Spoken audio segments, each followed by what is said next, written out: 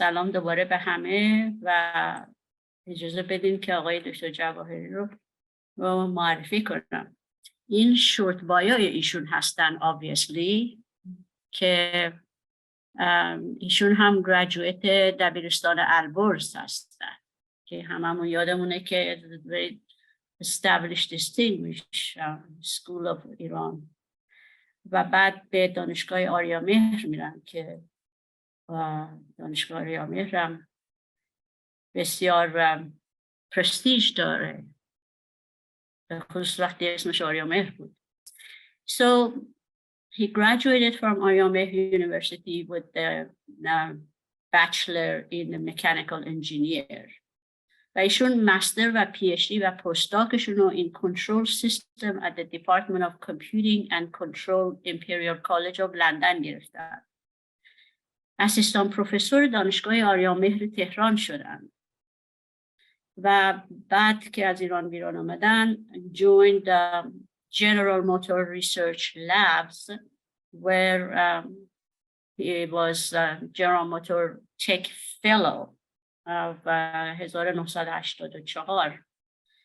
At General Motor, recipient of prestigious Bose-Kettering Award for work of automotive controls در سال 2000 شدن. دیگه تسلا باید I guess سرخم کنه در مقابل شما. 2 times recipient of General Motors McKean Award سال 1995 و 1997 هستند. این اوایل 1990 they launched their self-learning vehicle program که امروز همین self-driving vehicle هستش. And it was a confidential project of General Motors at the time. ایشون 18 patent دارن and a number of technical publications in the area of automotive control. Also برای 50 ساله که یوگا میکنن و 28 ساله که یوگا تیچر هستن و انشالله بتونیم دوباره میزبان شما برای یوگا و برنامه‌های دیگه که میدونم دارین باشیم. ایشون student of Iranian art, literature and history هستن. And he loves astronomy, where he has observed and befriended a number of beautiful stars and planets in the night skies. Currently, ایشون در فکر میکنم ایرواین سادن کالیفرنیا زندگی میکنن. جاتون خالی دکتر جواهری. دیشب آقای کلهور بهترین تیکشون رو به اسم The Turquoise Night of نیشابور اجرا کردن با ارکستر سیمفونی و تنظیم kind of western و واقعا من I was flying و ایمجین میکردم که اون blue skies turquoise of نیشابور کجا و چطور هستش. خیلی خوش آمدین. با اجازهتون آهنگ ایران رو میذاریم و بعد the floor is yours. و همه دوستانی که جدید هستن به این برنامه فان ایران خیلی خیلی خوش آمدید. ما هر دوشنبه این برنامه رو الان تقریبا میشه 3 سال تموم شده از وقتی کووید شروع شده توی اپریل شروع کردیم. اگر دوست دارین به اینجور برنامه ها به ما جوین بکنین ایمیلتون رو برای ادمنستریتور خانه ایران روی چت بنویسین، پرایوت میمونه و من براتون فلایرها رو میفرستیم هر هفته. خیلی ممنون از اینکه اینجا هستین و عیدتون مبارک. خیلی ممنون هستم خانم دکتر مدنی برای دعوت شما. میخواستم سلام عرض کنم خدمت دوستان خانه ایران و تبریک سال نو. و امشب یه برنامه داریم که میتونه برای هر کسی جدا از سن، جنس، سطح آموزش و غیره مفید باشه. بحث اینتלקچوال نیست، بحث یک چیز خیلی عملی هستش و جنبه تکنیکالش خیلی کم هستش و چیز مهم اینه که متوجه بشیم که داستان چی هستش. توی دنیایی داریم زندگی میکنیم که تکنولوژی به سرعت در حال رشده و ما باید برای برای مقابله با خطراتی که میتونه همراه داشته باشه آماده باشیم. بحث امشب در مورد biological and health effects of exposure to radiofrequency and electromagnetic field radiation هستش. چون در مورد health صحبت میکنیم I want to show you this general disclaimer that we are not intending to treat, diagnose, or prescribe anything. I like this sentence by Socrates, our philosopher. It says, wisdom is knowing how little we know. And throughout the presentation, you see at the beginning, at the end, the focus is knowing how little we know. And we ended on that note too. The presentation outline is, I will explain the electromagnetic spectrum and non-ionizing radiation, which is an invisible danger. Then show you actually the devices with radio frequency or electromagnetic field radiation. Then some supporting evidence for adverse effects of exposure to non-ionizing radiation. This is with focus to current system that uses 4G LTE. Then somehow in the middle of presentation, I decided actually to bring in what matters forward. I'm going to talk about your take-home points, how to stay safe in an RF EMF cloud, okay? And then if you're interested, hopefully in the second half of the presentation, we are going into a little bit more details about what are the safe levels of exposure. And we introduce organizations that are doing technical work, and they are the basis for regulators to come up with the policy, okay? And then, of course, the discussion is not complete without going through 5G technology, which is pretty unknown, and the challenges that it has.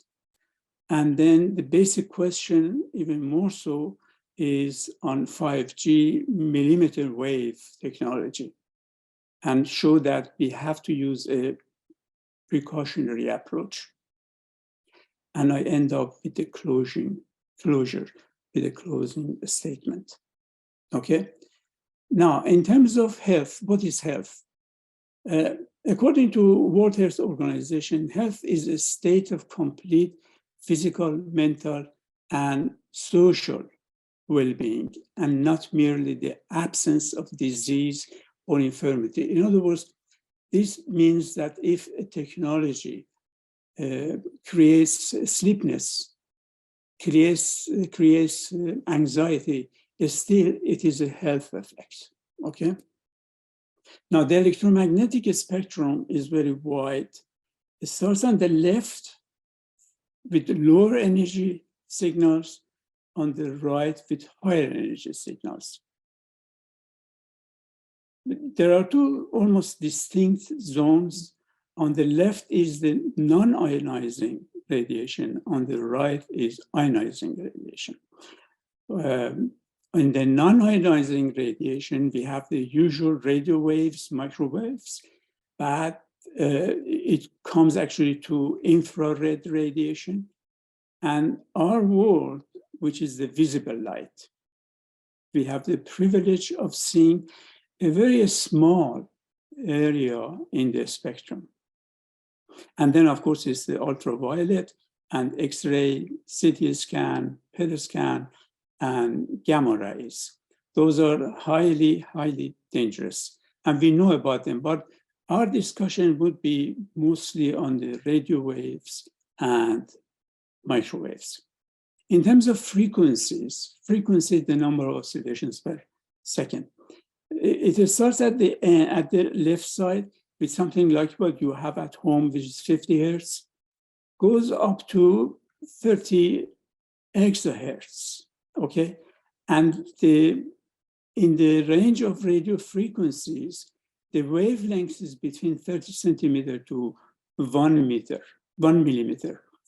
So the reason it's called millimeter wave is because we are going to the maximum frequency of 300 gigahertz, okay? And the applications that you have on the left is the extremely low frequencies, which include actually the power lines.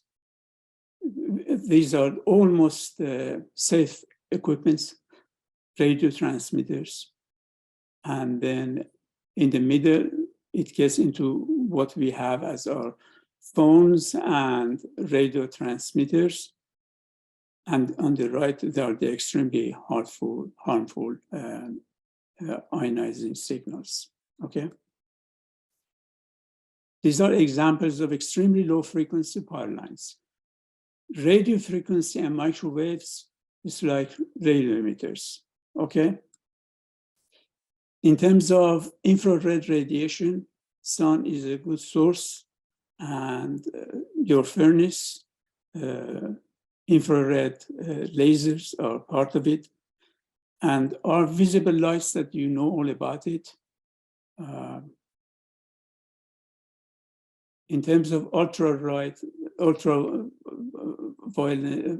radiation, this is a picture that NASA has seen the sun through UV light.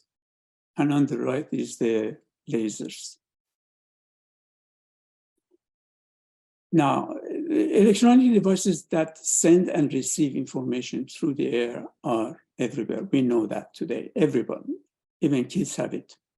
Between Wi-Fi, cell phones, and other networks, we are nearly in a constant cloud of wireless signals.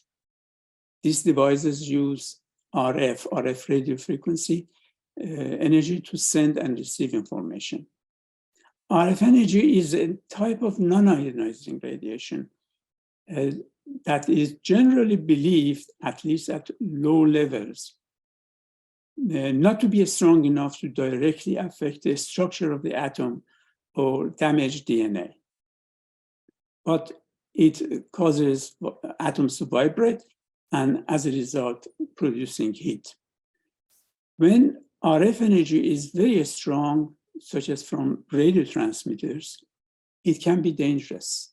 It can hit parts of your body very rapidly and cause serious injuries like severe burn, okay? The good thing is radio frequency energy decreases as it travels in the atmosphere. That's the reason that powerful long-distance transmitters, usually they don't create high levels of energy on the ground, but there is an exclusion zone around them because locally, very locally, they can be dangerous. There are a number of common devices that we usually use that create RF or EMF, and I want to show you some of them because visually you can remember and be careful about them. There are safety concerns about short-term as well as long-term exposure to these devices, okay? On the top row, now you see all types of phones, cell phones that have been generated. Next to that is cordless phones. Then the routers and modems and boosters that you most probably use at home, and also your computers, laptops, etc. On the left, you see the microwave. Microwave has been with us for quite some time, actually, but it's controversial. A lot of people think that it doesn't cause any harm. That's not true. This young lady who's standing and looking at the food as it warms up, she is located in the worst possible location, particularly with the height. Immediately, the maximum, you can measure something like 800 units of radiation at that location.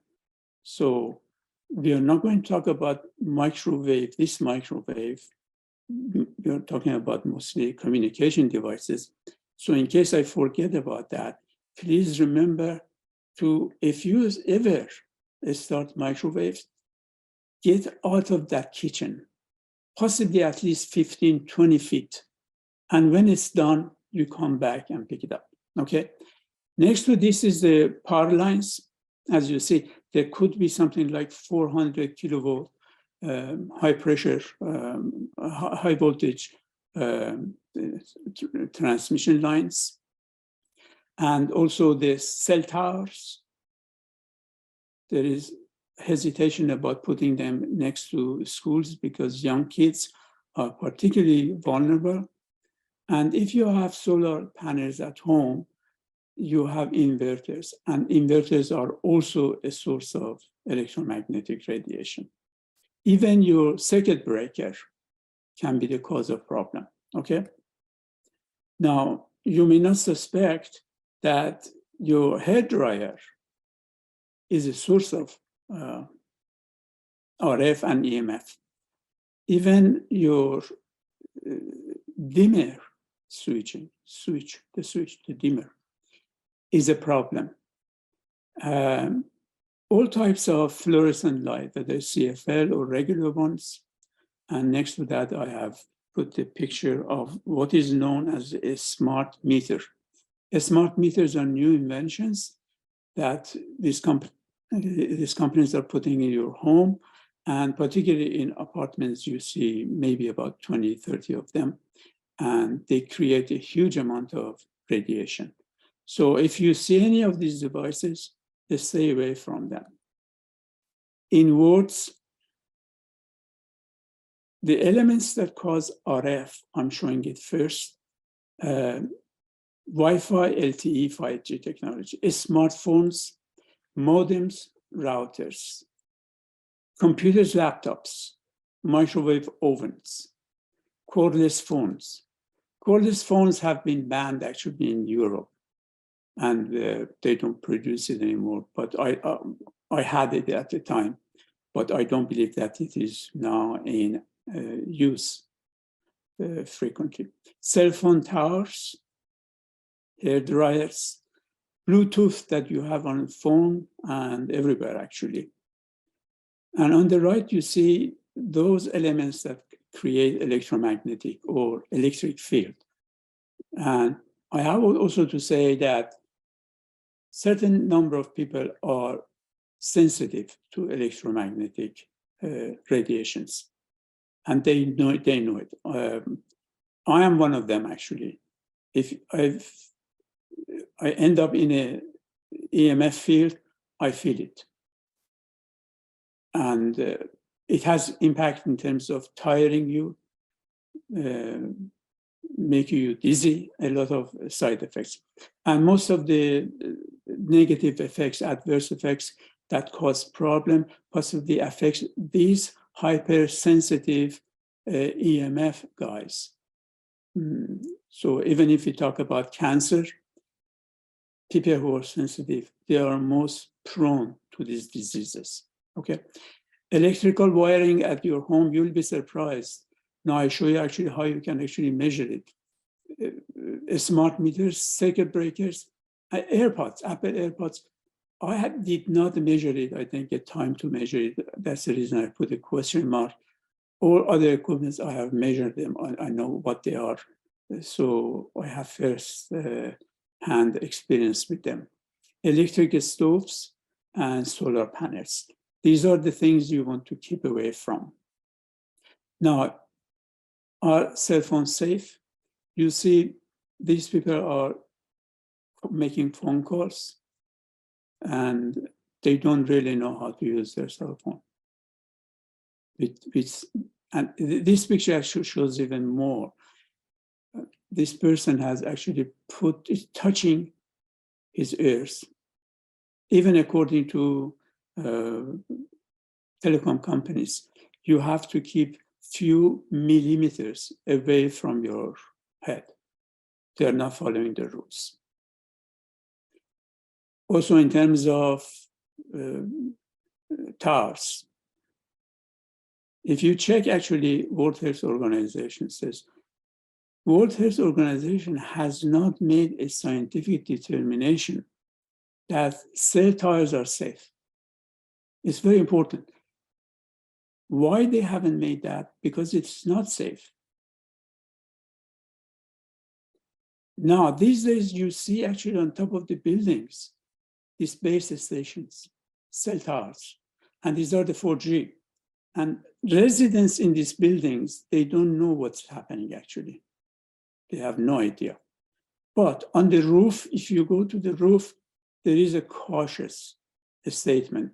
It says, beyond this point, radio frequency fields at this site may exceed FCC rules for human exposure. But people in the building, they don't know about that.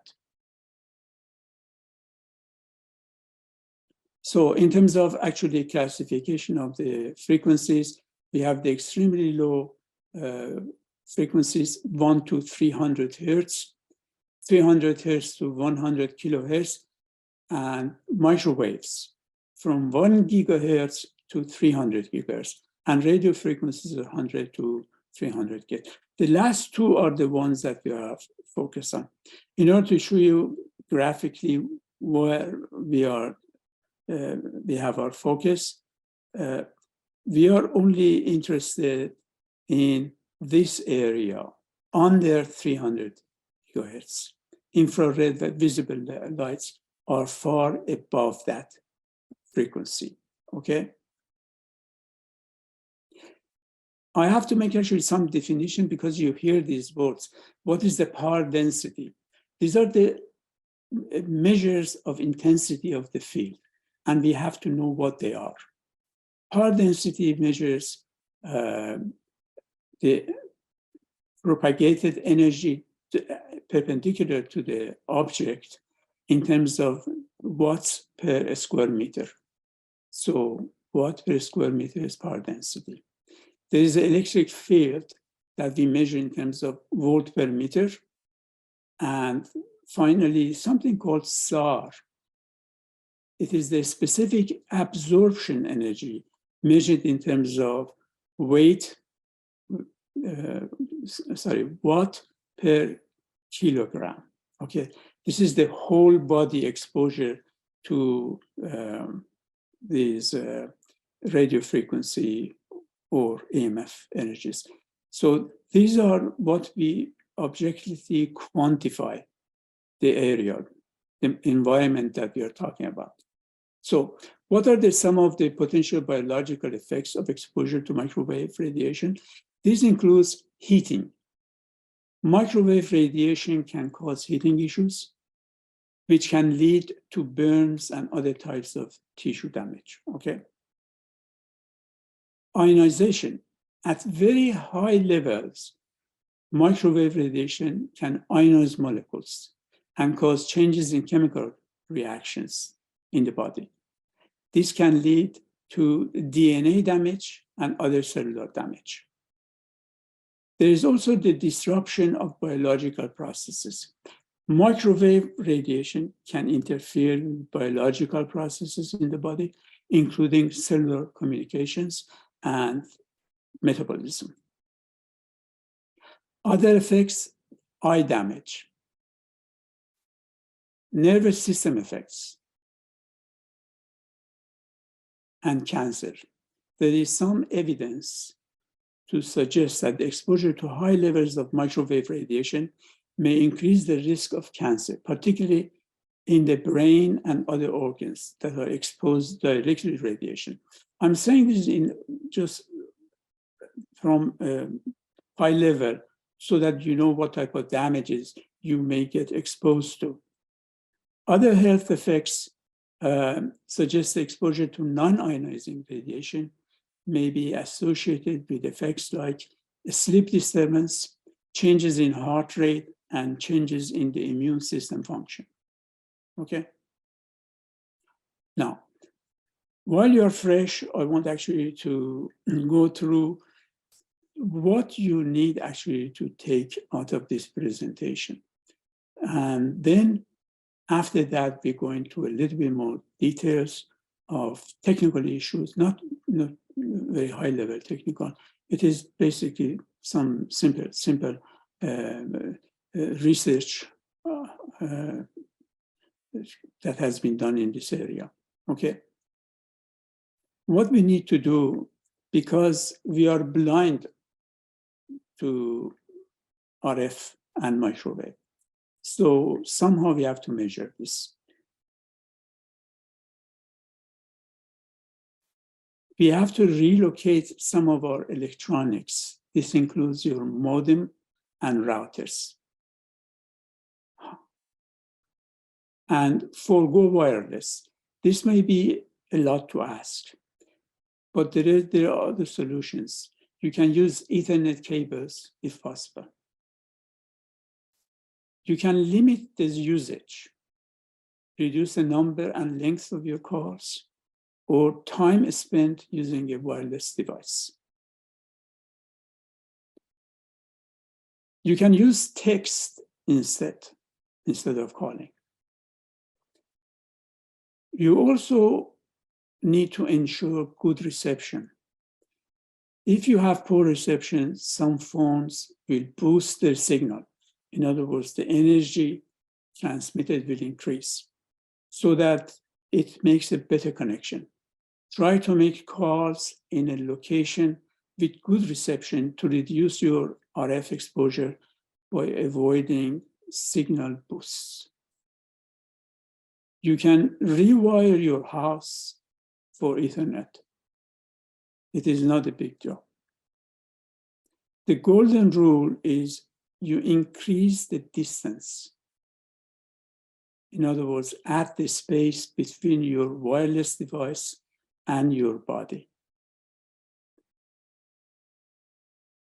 Then, because I don't have that 10 minutes to show you a video about how to use your phone in a very safe way. There is a link here. I will send this link actually to you in the halftime. And I recommend that you look at this one. This is a beautiful video. Now, this is the worst thing you can do. Putting your cell phone in your pocket, okay? This will actually expose the genitals, the colon, the stomach, and everything to RF waves.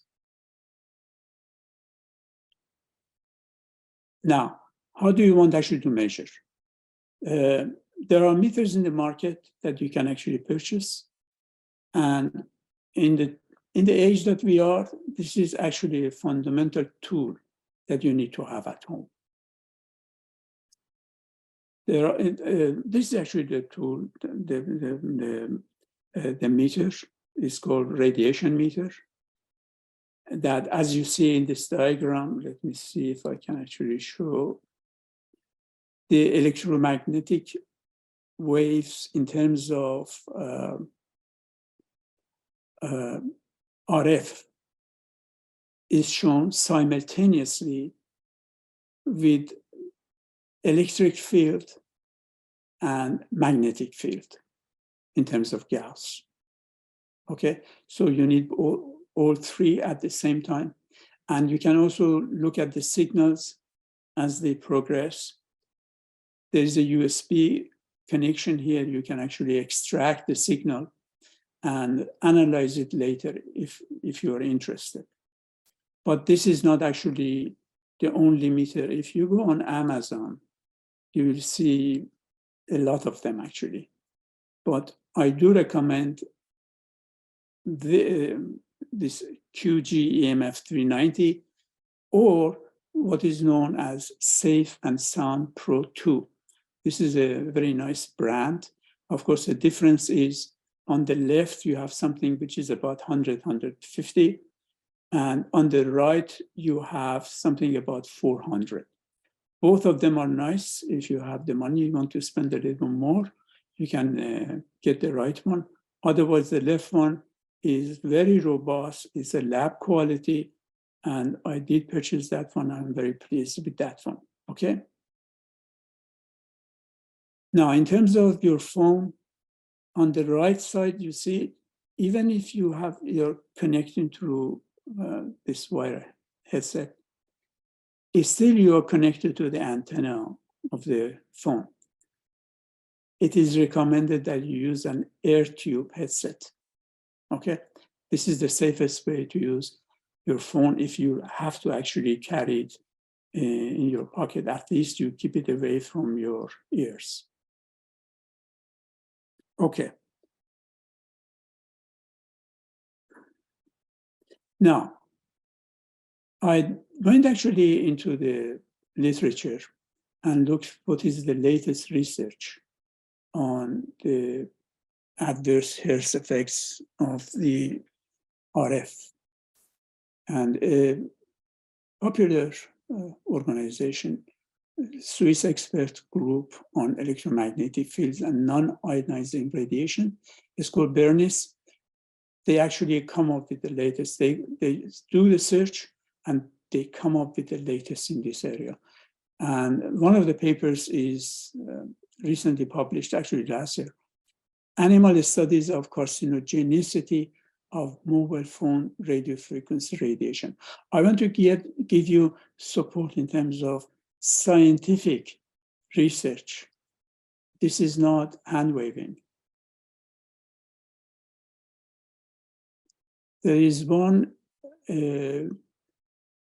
on millimeter wave. The title is Millimeter Waves Alter DNA Secondary Structure and Modulate the Transcriptome in Human Fibroblasts.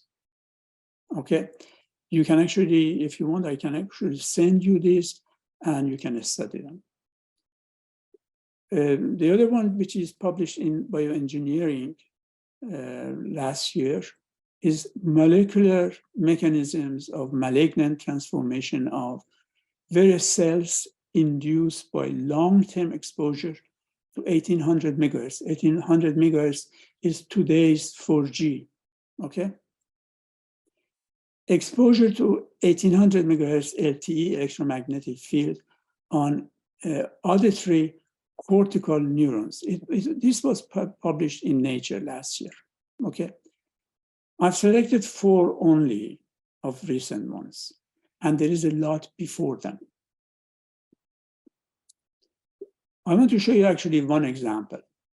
Brain cancer risk due to exposure to non-ionizing radiation.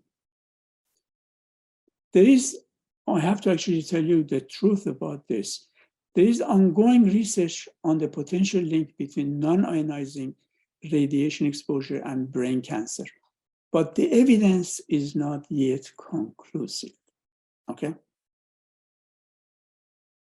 However, the International Agency for Research on Cancer, IARC, classified radiofrequency electromagnetic fields, including those from cell phones, as possibly carcinogenic to humans, okay?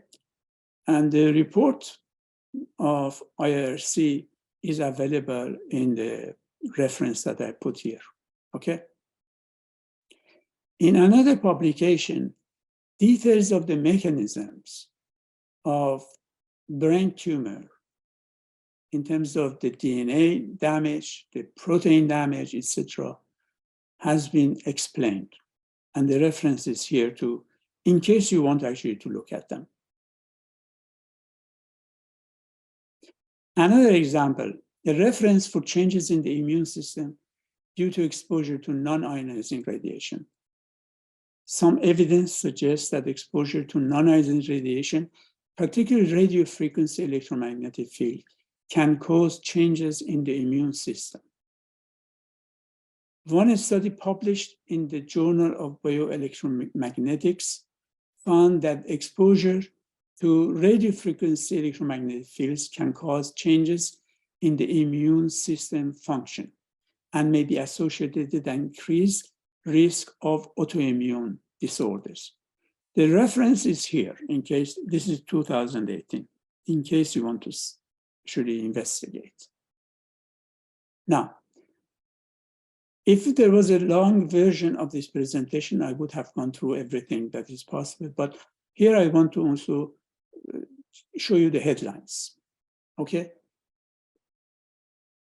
The supporting evidence, adverse effects on potential brain cancer, changes in the heart rate, changes in sperm motility, cellular communication issues between cells, changes in the immune system, changes in the nervous system, and alterations in the brain EEG signals, changes in cognition and melatonin secretions, okay?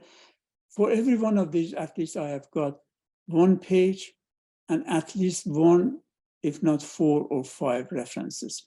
In case you're interested, you can write to me. I will send you the whole package, okay?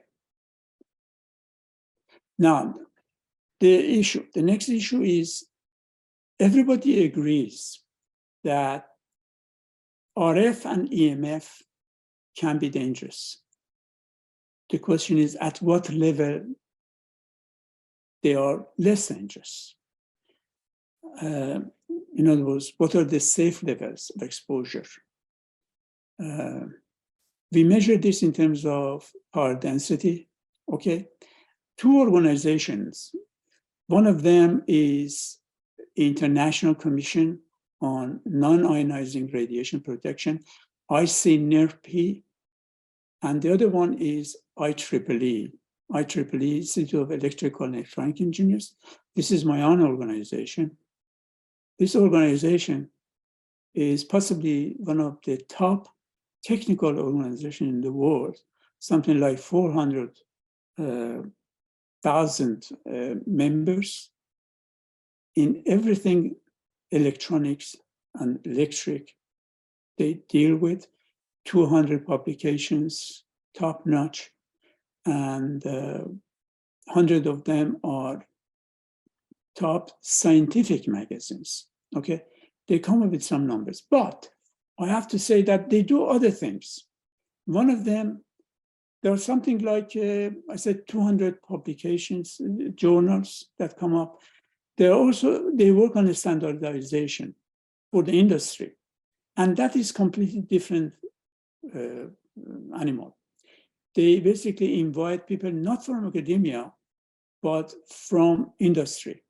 So the guys who write the standards are invited from industry, okay? So they are influenced by industry. I see NERP and IEEE guidelines specify limits for exposure to electromagnetic fields, okay? In the 0 to 300 hertz. These guidelines recommend exposure limits based on the frequency and duration of exposure. In other words, it's not just the frequency. The duration of the exposures are also important. And the effects in terms of both short-term and long-term effects. The bottom line is the following.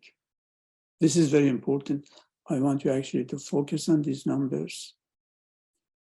ICNIRP guidelines for exposure to EMF from mobile phones recommend a limit of 2 watts per kilo for SAR.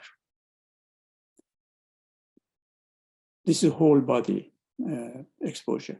And a limit of 10 watts per square meter for power density. This is 10 watts per square meter is equivalent to 1,000 microwatt per centimeter square. I want actually, because I use throughout microwatt per centimeter as the unit for measurement, okay? So all you need to remember that ICNIRP recommends 1,000 units, I call it the unit, for power density, okay?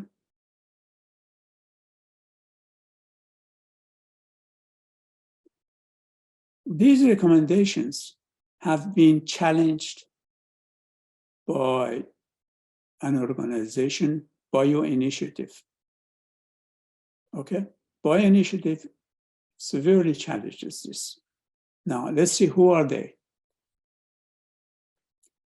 This is a number of world's leading researchers co-authored a 615-page Bioinitiative report in 2007. They updated in 2020.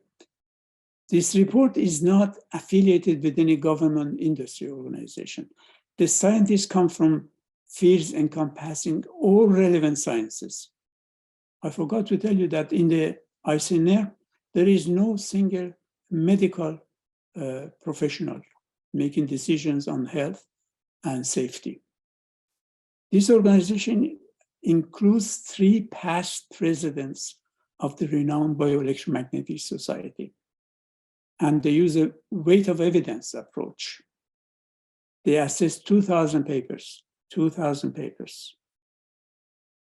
and they covered a wide range of health issues and their association with RF exposure.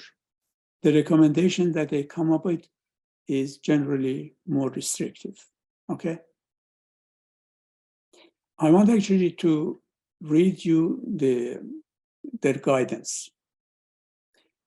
They say, given the scientific evidence at hand, the rapid deployment of new wireless technologies that chronically expose people to pulse RF at levels reported to cause bioeffects, including DNA breaks, increased free radical production, and changes in brain function, including memory loss, retarded learning, performance impairment in children.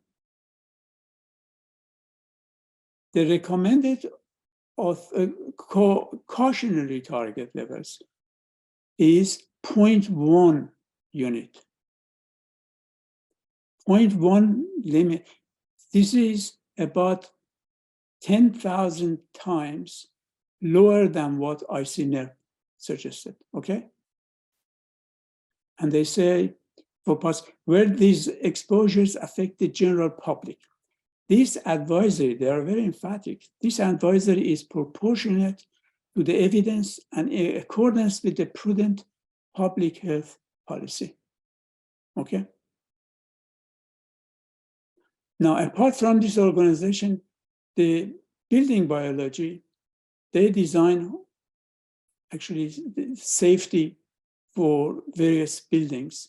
They have limits that is still something like 1,000 times less. So it clearly shows that there is something on the threshold levels, there is something missing here. Now, what does the government do? Government takes its input, FCC, including FCC, they take inputs from IEEE and ICNR. What do they do in Europe? Europe is a different story. As opposed to America, European Parliament in 2011, you may not be actually able to read this one. I'm not putting this so that you can read, but they address every issue with RF and EMF. For example, in item number 5 that you cannot read, it says the Assembly strongly recommends the as low as reasonably achievable principles be applied, covering both this so-called thermal, and they also recognize non-thermal effects that in US we don't recognize it. We always say RF has only a heating effect, thermal effect. It's like the microwave, but that's not true. Moreover, the precautionary principle should be applied when scientific evaluation does not allow the risk to be determined with sufficient certainty. This is important. They say if we don't have sufficient certainty, then we cannot sit idle. We have to take action.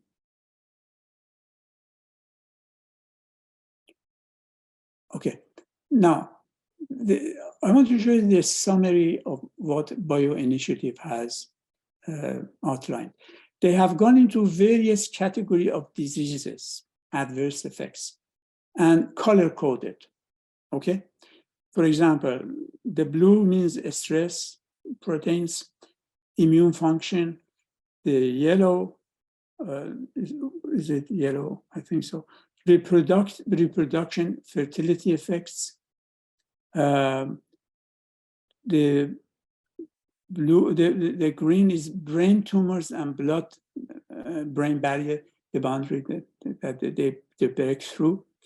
And then they have gone through all the publications, and by just, you can look at it and say, in this category, it seems it's mostly brownish, which is problems with the sleep, neuron firing, EEG, memory, learning, and behavior. So these are the issues. As you see, actually, they start from 0.01 unit to 0.2 on this page. Then they start from 0.5 to 6 units. Again, you see different diseases. From 8 units to 120. This is 10% of what we consider safe in US, okay? And here you can see actually the changes in the immune system is mostly blue, violet. Now the last page, they go up to 500 units because they want actually to show you that under the threshold, there are a lot of adverse effects, okay? And now they show you actually in the middle, the standards. For US is, let's see if I can actually show you with the laser pointer. In US is 10,000. For occupational exposure, 5,000, okay? The background radiation in US cities is about 0.003. In Sweden is about 0.05. And the power density within 100 or 200 feet of the towers is about 0.1 to 10, okay?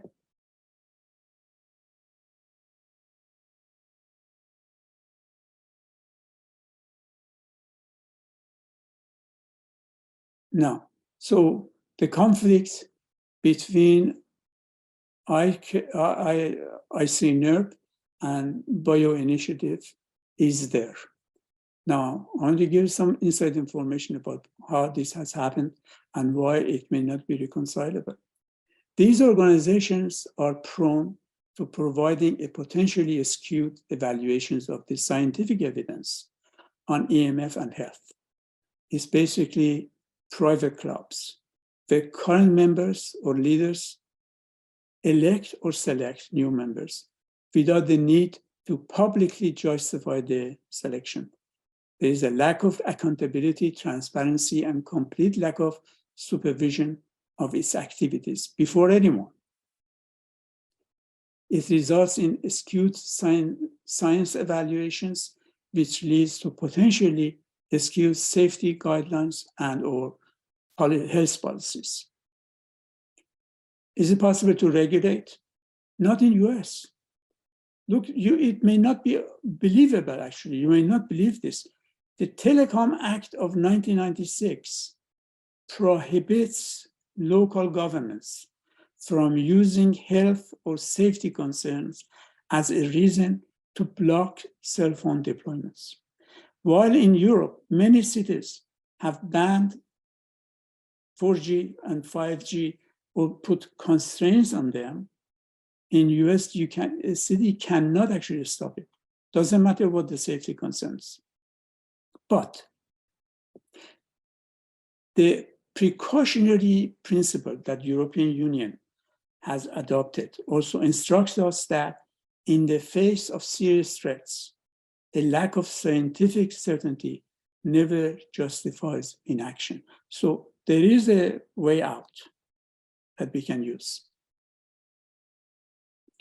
So what are the reasons for invoking precautionary principles. Scientific information is insufficient, inconclusive, or uncertain, okay? I told you about the IARC's carcinogenic effect of RF on brain. Indications that possible effects on human health may be potentially dangerous.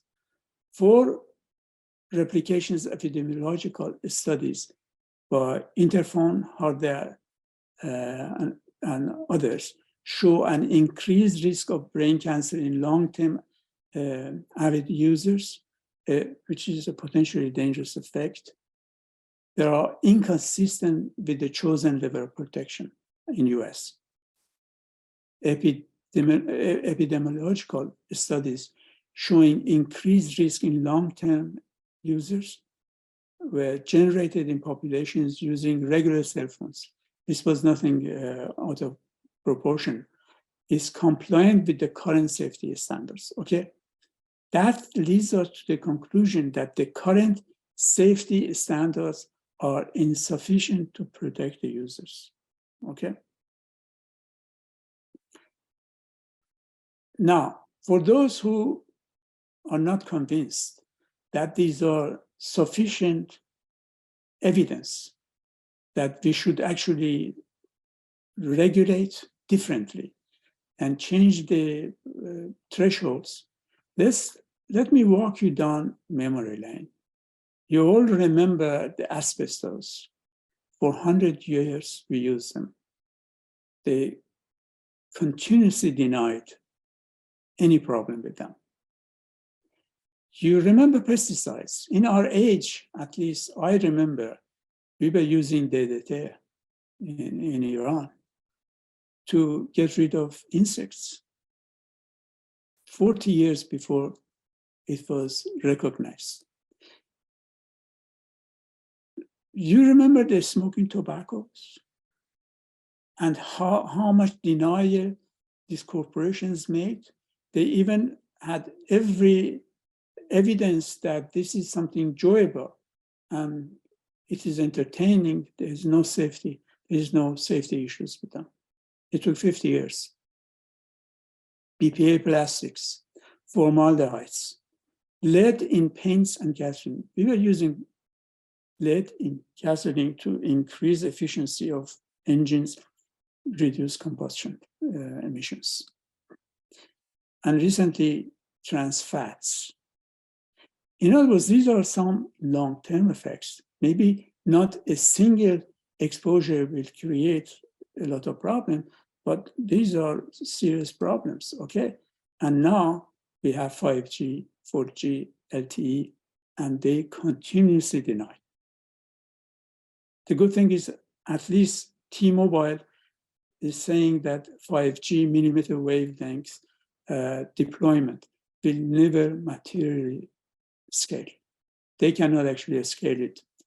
And T-Mobile is the only US telecom company that very early on, they got the point about millimeter wave technology, infeasibility, and safety issue, etc., because their parent company is Deutsche Telekom, and they were involved with Europe, with European developments and knowledge, and therefore they took a serious business decision and they came on top.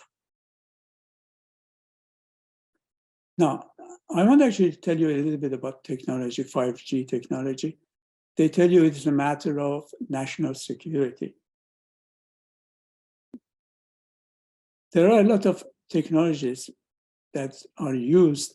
I don't want to go through maybe 8 new technologies, which is very different from 4G. Millimeter waves, they are small cells. The cells that you see, I showed you before, they are actually 4G cells. These are very small. It's like a small dish, like a plate that you have food in, okay? It's other technology like MIMO, multi-input, multi-output, many sending and receiving signals, beamforming. These 5G signals are different in the sense that they follow you. Once they lock you in, they follow you. So that's the reason for its efficiency and full duplex. If you want information on 5G, there is a very nice article in IEEE Spectrum, and this is the link to it. You can actually look at it. I think that you can get access. If you don't, you may have to be a member. Write to me, I send you a file of their publication. Now, I recently, last few days, I received a technology update by IEEE, and they evaluated the impact of 5G technology in 23 and beyond. It was a part of IEEE global study of top executives. And here you see an avalanche is coming. It's a multi-trillion-dollar business. Nobody can stop this business. I'm sure of that one. Look at, they ask us, which industry sector will be the most impacted by technology in 2023? It is the telecom, okay, number one. Let me see if I can actually put, telecom is number 4, 40%. This is what they think. What innovations will advance the development of metaverse? It is the 5G again, for virtual reality and augmented reality, okay? We cannot kill this. As a continuation, they asked what areas will benefit the most from 5G. 5G, with all the benefits that are outlined here, cannot be stopped, and possibly it shouldn't be stopped, actually. It's remote learning and education, telemedicine, entertainment, sports, live event streaming, personal, professional, daily communications, and etc. Okay? Lots of money involved here, lots of profits for these companies. They ask what will be the most important technology in 2023? Cloud computing and 5G again, and then metaverse, okay? So this is actually the report, the source is here, IEEE Global Fund, published in March 2023, a few days ago, okay? So if it's going to be here, let's actually ask the same question. Is 5G millimeter wave technology safe? More systematic reviews of the existing research and more well-done studies focusing on health-related endpoints are needed. Actually, what is needed is more quality research in this area. Very little research has been done in this area. So we are deploying the technology while we are also understanding how it works and the dangers that it can impose. Unlike 3G and 4G radiation levels that have been studied for at least 2 decades, there isn't much research done on the biological effects of millimeter waves for 5G service. It is still too early to know, based on the population studies, if 5G cell phones radiation causes tumor growth in humans, okay? The reason, it took at least 20 to 25 years after cigarettes began being mass-produced for epidemiologists to notice the link between lung cancer and smoking. It was not an easy association, okay? Since widespread cell phone use is relatively recent, the most recent iPhone, I think it was launched in 2007, okay?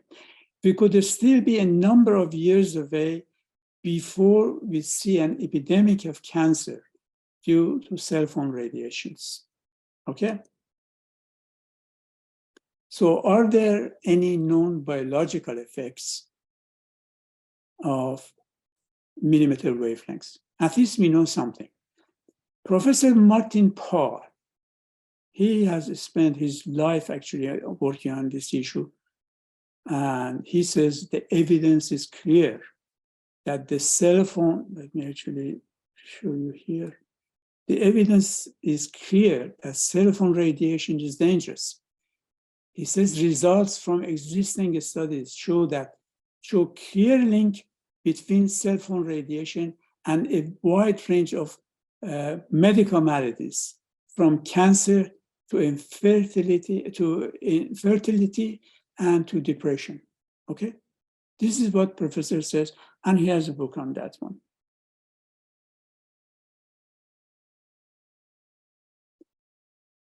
Of course, not everybody agrees with FCC standards. In June, 400 medical and public health professionals submitted a letter to the FCC. See actually what they say. They say FCC completely ignores the documented adverse health effects that can occur at FCC's current radio frequency exposure limits, much less than those that may occur 5G. In the expanded range of frequencies contemplated in the proposed rules. This is what these 400 experts are saying. FCC does not listen. They don't have our best interests. We are on our own, basically. Now, one thing we know, for sure everybody agrees, millimeter waves above 6 gigahertz to 300 gigahertz are absorbed only in the skin. But the skin is the largest organ of the human body. It involved in the regulation of the immune response. It generates mediators affecting the nervous system, okay? Lack of science on human skin response to 5G millimeter waves, we don't know. A single study on RF-EMF on skin protein has been done on 2008.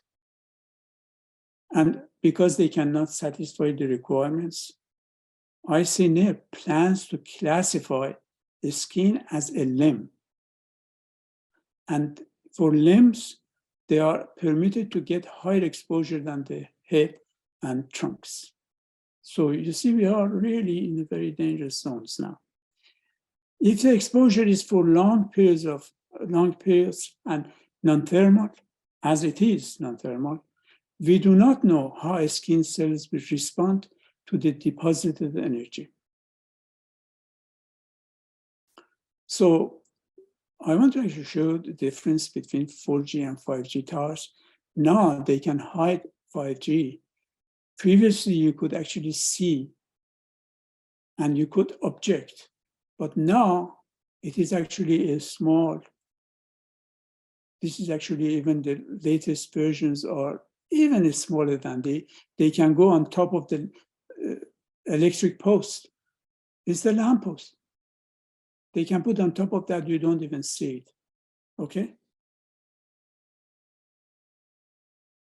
So you see at least the difference. This is another picture. It's the city Doyle in Pennsylvania.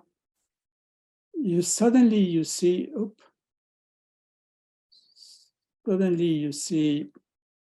something strange happening here. What is this? Is this a light? I don't see any light there. On top of that is one of the dishes, 5G dish. And next to that is a house. On the other side, there's a house. Possibly this is baby's room here too. And they don't know actually what's happening here. So that's important to educate people about what is happening in their environment.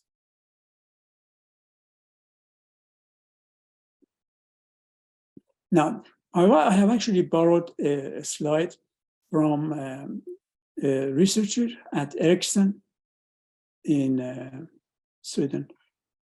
They show actually something, the impact of lowering 5G tower radiation limits. We agreed on everything other than the limits, okay? If we don't agree on the limits, say there was a factor of 10,000 difference. Let's actually make a compromise and say, what if we agree with ICNIRP, but only decrease it by 1/10, okay? And if you increase it decrease the threshold by 1/10, then you see the blue line, the blue area is I said that there is an exclusion zone. This is the exclusion zone, okay?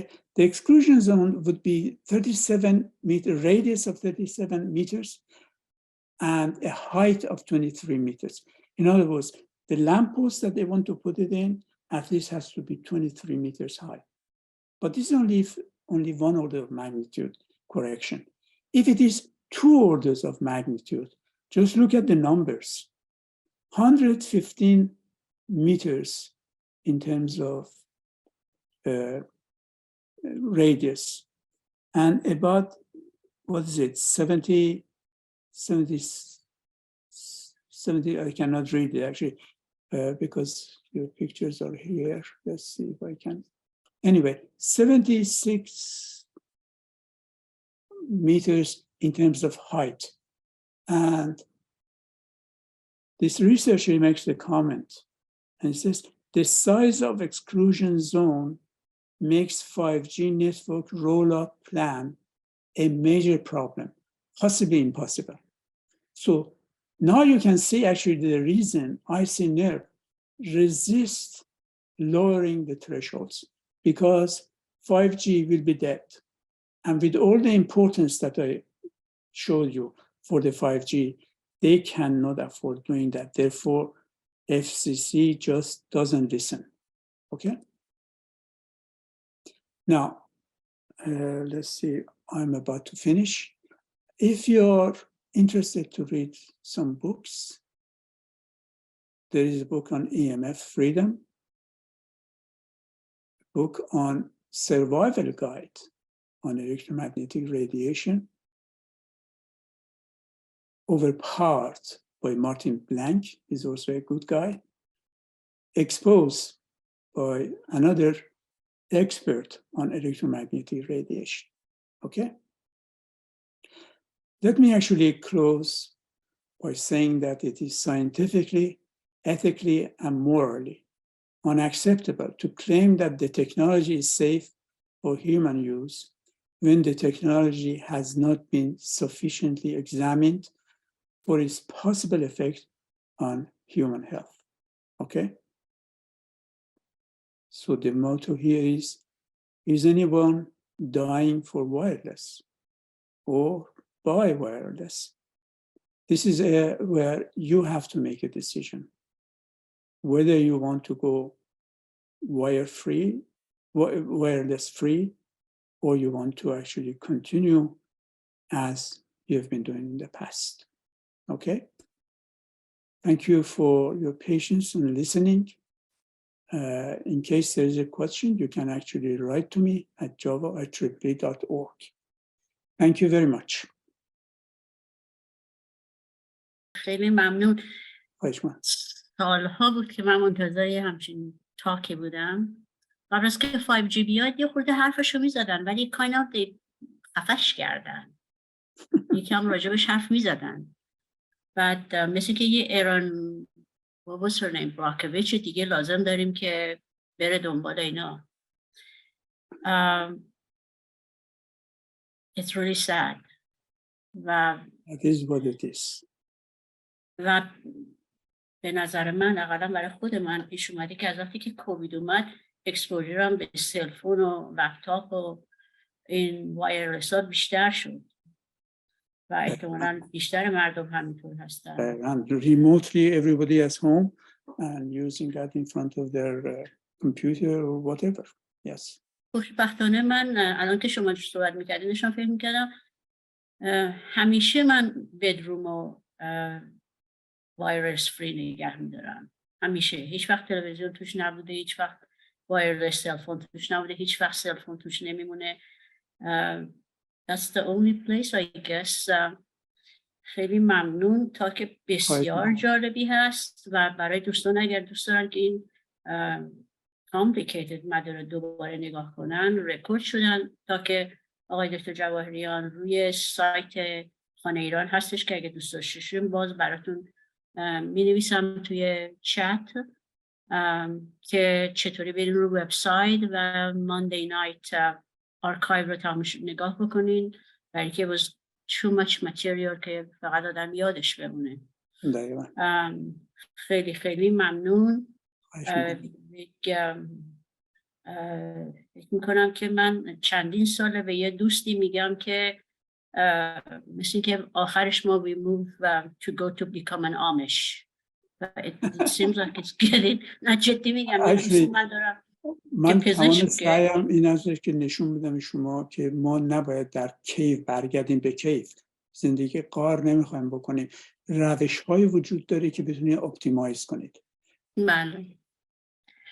بله خیلی ممنون. همونطور که میگم من مینویسم دوباره سایت وبسایت خانه ایران و اگر دوباره و 100 باره خواستیم به این تاک گوش بکنیم خواهش میکنم برید با آبست کتابا. خیلی خیلی ممنون. میریم سراغ سوالا. آقای دکتر اخباری بفرمایید.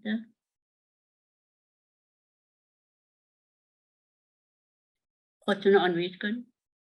بله من سلام عرض میکنم و تبریک سال نو خدمت همه دوستان و مخصوصا جناب دکتر جواهریان. من چند تا سوال داشتم، سعی میکنم یک دو تاشو الان بپرسم و بقیه هم بگذارم، به احتمال زیاد دوستان دیگه هم هستن که اونا به احتمال زیاد به این سالها خواهم پرداخت. جناب دکتر جواهریان، شما خودتون میدونید که ما در این وسایل الکترونیکی و مخابراتی و از حضور شما منزل و بیرون غرق هستیم و خیلی خیلی کم بتونیم که روش هایی پیدا کنیم که خودمون رو به طور کلی از اینها جدا نگه داریم. یکی از مشکلاتی که ما داریم اینه که ما چجوری میتونیم، یا من شما تحقیقاتی کردین یا پژوهش‌هایی داشتین یا دیدین که کسی رابطه آسیبی رو که این امواج الکترومگنتیک و مایکروویو و آرف وارد میکنن به نسبت زن و مرد بودن، به نسبت سن و سال و یا به نسبت عرضم به حضور شما مکانشون بتونه که تخمین بزنه که کدومی که از اینا بیشتر در معرض آسیب بیولوژیک هستن. سال دوم هم این بود که شما چیزی در مورد این پاور لاین ها نگفتید. این پاور لاین هایی که در داخل مناطق مسکونی کشیده شده و حتی خیلی از مردم از اونها دوری میکنن، ولی اینها چه مقداری رادییشن یا تشعشعاتی داره که ممکنه برای ساکنان اون مناطق آسیب زننده باشه. و اینکه یک سال دیگه هم بود که شما میدونید که ما در جنگ این چندین ساله بین ماهواره ها بودیم با یک کشوری که در اون طرف آب هاست و دوست داره که این سیگنال های ستالایت ها رو مختل بکنه و برای اونا پارازیت میفرسته. این پارازیت ها برای اون مردم اون منطقه آیا ممکنه به همون اندازه مشکل زا باشه، به همون اندازه آسیب پذیر باشه؟ خیلی ممنون. من دیگه بیشتر از این سوال نمی‌کنم. خواهش میکنم. در مورد گروهی که بیشتر از همه میتونه vulnerable باشه بچه ها هستن و بعد افراد مسن. اونقدر بین زن و مرد تفاوت نیست که بین سنین مختلف هستش. بنابراین بچه ها به طور کلی باید پروتکت بشن. نمونهش وقتی میرن غذاشون رو جلوی مایکروویو میذارن اصلا نباید بهشون اجازه داد که اونجا نزدیک بشن، چون هیچ وقت چیز نمیکنن، دقت نمیکنن، نمیبینن. بنابراین این در مورد پاورلاین ها که گفتید، بله این مسئله خیلی جدیه و متاسفانه در آمریکا، حالا نمیدونم شما در کجا زندگی میکنین، ولی در همین جنوب کالیفرنیا، در مثلا اطراف سن دیگو، تمام لاین ها از رو هستش و چقدر هم زشت هستش و اینها امواج الکتریکی و امواج مگنتیکی بسیار بالایی میدن و بسیار مضر هستن. ما استانداردهای اینا رو تعیین کردیم، عدداشو میدونیم، چند گوس، 5/10 گوس حد اکثر. اگه من زیر اونجا رفتم اندازه گرفتم، شما حدود 500 اندازه میگیرید. بنابراین شانس سرطان و غیره خیلی بالاست و روی این زمینه کار شده. من اتفاقا دیگه از دلایلی که خودم علاقه‌مند شدم به این زمینه این بود که من مدت‌ها مسئولیت نیروگاه‌ها رو داشتم در ایران از نظر ریسرچ و میرفتم نیروگاه‌ها. در داخل نیروگاه باید زیر خط 400 کیلوولت رد می‌شدم. خطا خیلی بلند بود ولی با وجود از زیرشون باید رد می‌شدی و عصر رو که میرسیدم خونه به قدری خسته بودم که باور کردنی نبود. بعضی مدت متوجه شدم که این به دلیل راه رفتن زیر خطای فشار قوی هستش و از اونجا متوجه شدم که من extremely highly sensitive to EMF هستم و به همجرد مواظبت کردم که در میدان قرار نگیرم. سوال سوم در چه مورد بود؟ در مورد این ستلایت ها بود، این پاراسیت ها که روی ستلایت ها میفرستن. ستلایت ها احتمالاً مگاهرتز هستن چون اینا برد زیاد باید داشته باشن. امواج مثلا 5G و غیره به علت طول موج کوتاه کم هستش، زیاد برد ندارن، در نتیجه اصلا از بین میرن. قبل از اینکه مثلا این الان 5G ستلایت ها بایستی دیشا حداکثر مثلا 200 متر اصلا فاصله دارن. بنابراین تقریبا اگر 5G تصمیم بگیرن بذارن رو هر تیر چراغ برق شما یه دونه از اون خواهد بود. احتمالاً یکیش نزدیک بدروم شما در طبقه دوم خواهد بود. بنابراین در مورد پارازیت های می‌دازن باید طول موج بلند باشه، طول موج بلندتر باشه که بتونه برد داشته باشه و همون خطراتی داره که شما مثلا در مورد کنسر در 1800 مگاهرتز به احتمال، من اثر مستقیم در مورد پارازیت ندیدم ولی حدس میزنم که بی صدمه نباشه چون تمام منطقه رو باید پوشش بدن. خیلی ممنون، تشکر میکنم، بسیار جالب بود. خواهش میکنم، مرسی.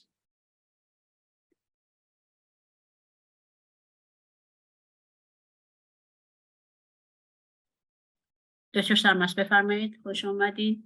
بله، سلام عرض میکنم و تبریک نوروزی برای همه. و این سال چقدر خوب شروع شد برای اینکه آقای دکتر جواهریان این صحبتایی که کردن ما خیلی بیشتر مواظب شدیم که چیزایی رو که we take it for granted باید کنترل بکنیم. من یک سوال، یک کامنت دارم در رابطه با این صحبتی که آقای دکتر جواهریان فرمودن و یک سوال، ولی قبل از این که اینو بگم میخواستم بگم که این مطالبی که ایشون گفتن انقدر جالب و انقدر پرمغز بود که من احساسم اینه که من اونها رو بلعیدم ولی نمیتونم دایجست بکنم. بنابراین باید به حرف خانم دکتر بدنی گوش بدم و برم این رکورد متریال اینو نگاه بکنم که اونجا قشنگ متوجه بشم. و بسیار خیلی ممنونم. و کامنتی که من دارم این هستش که آقای دکتر جواهریان در اوایل این پرزنتیشنشون فرمودن که سقراط گفته که من اینقدر میدونم که خیلی کم میدونم. من شاید بخوام به ایشون ریکامند کنم که در رابطه با این مسئله به گفته ابو علی سینا توجه کنن که میگه که اینقدر میدانم که هیچ نمیدانم و اینم ممکنه ایشون به کارش بیاد و بعدا استفاده بکنه. ولی سوالی منم گفتار جالبیه. بله. من سوالی که دارم از آقای دکتر جواهریان این هست که توی اون رنج بسیار ریدیشن هایی که گفتن خطرناک هست، ایکس ری بود آخرش و گاما ری و این دوتا جزو اونهایی بودن که از نظر ایشون خیلی خطرناک بودن. توجه دارید که مثلا ما اگر که اینجا روی یخ سر بخوریم و استخون رو بشکنه حتما باید اکسری بکنیم، یعنی که برای چیزهای دیگه حتما باید بریم MR بکنیم. یعنی این اویتبله که ما باید اینها رو انجام بدیم. ولی من میخواستم که آقای دکتر جواهریان بگن که آیا یه حد زمانی برای اینکه این خطرها تولربل باشن هست؟ مثلا 10 دقیقه، 15 دقیقه برای MR، یا مثلا هرچی که به اصطلاح اون استاندارد رو برای ما سیف می‌کنه. برای اینکه ما نمیتونیم بگیم که من اکسری نمی‌کنم، نمیشه. و خواستم بدونم که این به اصطلاح حدش چقدر هست و ضمناً کاری هم هست که ما بتونیم بکنیم که این ادورس افکت رو کم بکنیم. مثلا غذاهایی که میتونیم بخوریم، نوشابه‌هایی که میتونیم بخوریم. اینجا در نروژ یه موقعی که خطر به اصطلاح اتمی بود میگفتن یه قرصایی هستش که از یود، یه ریشه‌ای در یود داره، میگفتن اگه اون رو بخوریم به خصوص برای جوانترها پروتکشن بدنتون خیلی خوب خواهد کرد. حالا من نمیدونم که قرصایی باید باشه نباشه، ولی میخواستم ایشون جنرالی بگن که آیا میشه یه چیزی ما بخوریم که این ادورس افکت کم بکنه؟ خیلی ممنون میشه. متشکرم آقای سرمست. آقای دکتر سرمست از بچه‌های همکلاس من بوده در دانشگاه. خیلی خوشحالم که اومدی رضا جان. سوال خیلی خوبی که مطرح کرده که ما رو حتی ورای اون چیزی که من صحبت کردم میبره. صحبت من بیشتر در مورد نان آینایز اریا بود که گفتم حد اکثر 300 گیگاهرتز. اون چیزی که شما صحبت میکنید در مورد آینایز اریاست، همه خطراتشو میدونیم و اون در حقیقت اگزاهرتز 10 to power 15 هرتز. میدونید اون چیزی که ما اصولا من در این پریزنتیشن در موردش کانسرن نبودم. مسلما خطرات خودشو داره. ما چیکار میتونیم بکنیم؟ بالاخره گاهی به گاهی بایستی یه ایکس ری کرد، باید یه سی تی اسکنی کرد، ولی گاهی اوقات به شما میگن مثلا پت اسکن کنید. پت اسکن خیلی خطرناکه. شاید بتونین دکترتون راضی کنین که بتونید سی تی اسکن کنه. نمیدونم، باید با اون مشورت کنید.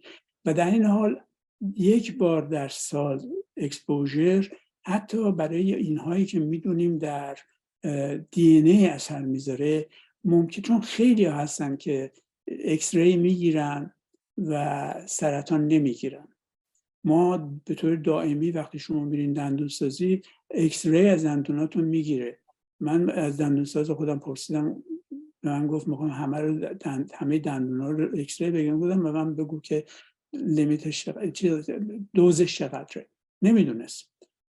گفتیم باشه صبر میکنیم. دفعه قبل که اومدم بهم بگو، رفت پیدا کرد. من نگاه کردم خیلی کم بود. بنابراین نسبت به ایکس ری دندون اونقدر نگرانی ندارم، ولی راجع به سی تی اسکن و غیره دارم و باید سعی کنیم حد اکثر یه بار در سال، بیشتر از اون نشیم، میتونه خطرناک بشه. و شما صحبت از MRI هم کردین. MRI در قسمت بندویت آیونایز نیست. It is magnetic field. میاد حدود همون یه فرکانسی داره که مگنتیکش چند صد مگاهرتزه. بنابراین اون قسمتش خطری نداره، ولی به هر حال دیده شده کسایی که حتی تحت میدان مغناطیسی شدید قرار میگیرن سرگیجگی براشون ایجاد میکنه و حالت هوا بهشون دست میده. کسایی که حتی میرن تو MRI دستگاه بگیرن، چون طولش هم دراز مدت یه خود طول میکشه. بنابراین باید فکر بکنید، چون MRI علاوه بر مگنتیک فیلد هنوز یه RF هم داره. قسمت RFش ممکنه اونقدر مهم نباشه چون حدود 1 گیگاهرتزه برای دیتا پروسسینگ و اینا استفاده میکنن. شاید هم گاهی اوقات اگر سی تی اسکن شما لازم بشه بکنید، MRI سیفتر باشه. اینو باید با دکترتون صحبت بکنید و شاید تصمیم بگیره MRI بکنید. اگر به اصطلاح اونقدر convenience X-ray نه X-ray is a fraction of a second everything is done. تا دوزش بالاست. شما اون دستگاه هایی که زیرش میرین اندازه گیری میکنن میتونید منیولاشون من نگاه کردم خیلی بالان و درنج بی دلیل این کار رو نکنید. خیلی ساده. در مورد اینکه یه چیزی هست بتونید بخورید که بتونه علاج کنه، نمیدونم واقعا. اونی که آیود اینا که گفتید، حالا اونا پادزهر موقت ممکنه باشه، ولی اینکه بدنتون ایمیون سیستمتون رو قوی کنه، به جز کارهای معمولی که میتونید بکنید ایمیون سیستم رو قوی کنه، اونو روش فکر نکردم. بله خیلی. من فقط میخواستم ببینم درباره مدت چیزی نگفتید، چند دقیقه اینها این استادی. در مورد 9 آیناس همیشه زمان مطرح هستش، صحبت نیم ساعت و 6 دقیقه هستش توی استانداردها. 6 دقیقه اکسپوژر، ولی ما همه میدونیم که مردم 24 ساعت تقریبا این موبایل فون دستمونه 24 ساعت و واقعا چیز خطرناکه. البته من بگم که من خودم چی کار میکنم. من تلفنم دائم روی ایرپلین مود هستش، به خصوص وقتی که میرم بیرون، میخوام برم فرض کنیم در یه پارک قدم بزنم، رو ایرپلین مود میذارم. اگر لازم شد تلفن بزنم برش میدارم، تلفن میزنم قطع میکنم. در خونه که هستم در جای دور میذارم، رو همین میزی که کار میکنم نمیذارم، در جای دور میذارم. اگر قرار بغل دست من باشه یه راه حل داره. من یه سیم ادپتر دارم، تمام خونه رو وایر کردم با ایترنت. پشت کامپیوتری که الان نشستم از طریق ایترنت، وایرلس نیست. و یه سیم ادپتری که هستش که تلفن شما یه USB-C داره، کانکشن داره و ایترنت هم یه دونه ادپتر RJ45 داره. شما فکر کنم بوده $10 باشه، میتونه از آمازون بگیرید، تلفنتون رو وصل کنید به ایترنت، بغل دستتون بذارین و بزنین روی ایرپلین مود، همه چی خاموش میشه. اون ویدیویی که من معرفی کردم، حالا یادم رفت که براتون بفرستم لینکو، اگر به اون مراجعه کنین بسیار مفیده. به شما نشون میده که چطوری ایرپلین مود استفاده کنین، چرا وای فای رو قطع کنین و هنوز بتونید تلفن بزنید، وای فای کالینگ رو قطع میکنید، چطور دیتا سیگنال و یا تو آیفون سلولار رو قطع بکنید و اینا تو کارهایی که میتونید بکنید سیف بمونید. خیلی متشکرم. خواهش می‌کنم جان. خیلی ممنون. این روزانه با وای فای بودن و تلفن و اینا ضررش خیلی بیشتر از اون پتسیتیه که مجبور آدم انجام بده، چون versus having a cancer بعد اون وقت چیکار میکنیم. خیلی خیلی ممنون. شما فرمودید که ایترنت کیبل، من این سوالو دارم، نمیفهمم که چی هستش و از کجا باید گرفت و چه کارش کرد. اگر ممکنه یه توضیح برام بدین؟ حتما. سوال خوبیه واقعا. نکنید شما اینترنتتون از یه جایی میاد، یعنی یه شرکتی به شما یا کیبل هستش یا از هوا میگیرین یا دیش هستش، یه سیم به شما میدن که این سیم اینترنتتونه، درسته؟ که میره توی رادر مودم و شما میدین به مودمتون و معمولاً یک باکسی هست به اسم مودم، یک باکس دیگه هست به اسم راتر. گاهی اوقات اگر مثلا شما فرض کنید در ایرواین باشید و کاکس باشید، مودم و راتر یکیه، اونو به شما یا شما میخرید، درسته؟ بله. بعد از اونجا این وایرلس سیگنال به تمام خونه شما میده. درسته؟ بله. ولی در این حال اگه پشتش دقت کنید کانکشن های چیزی داره به اسم ایترنت. not Ethernet. ایترنت ETHER بله. که ادپتر RJ45 اسم تکنیکالش. شما از اونجا سیم میکشین، بعد وای فای برودکست رو خاموش میکنید روی مودم. بنابراین وای فای داخل خونتون ندارید، این سیمو میارید به هر جا که دلتون بخواد.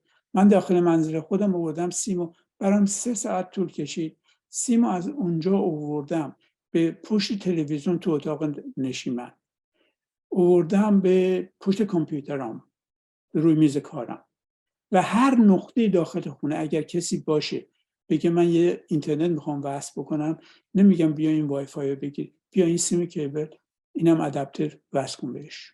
خیلی ساده‌ایه. این سیمای ایترنت رو با گریدهای مختلف میاد، معمولا از آمازون میتونید بخرید برای 200 فوت the length of 200 فوت حدود مثلا $30، چیز زیادی نیست، خیلی ارزونه. خیلی ارزون میتونید محیطتون رو سیف انجام بدید. خیلی ممنون. I have to look into it. خیلی ممنون.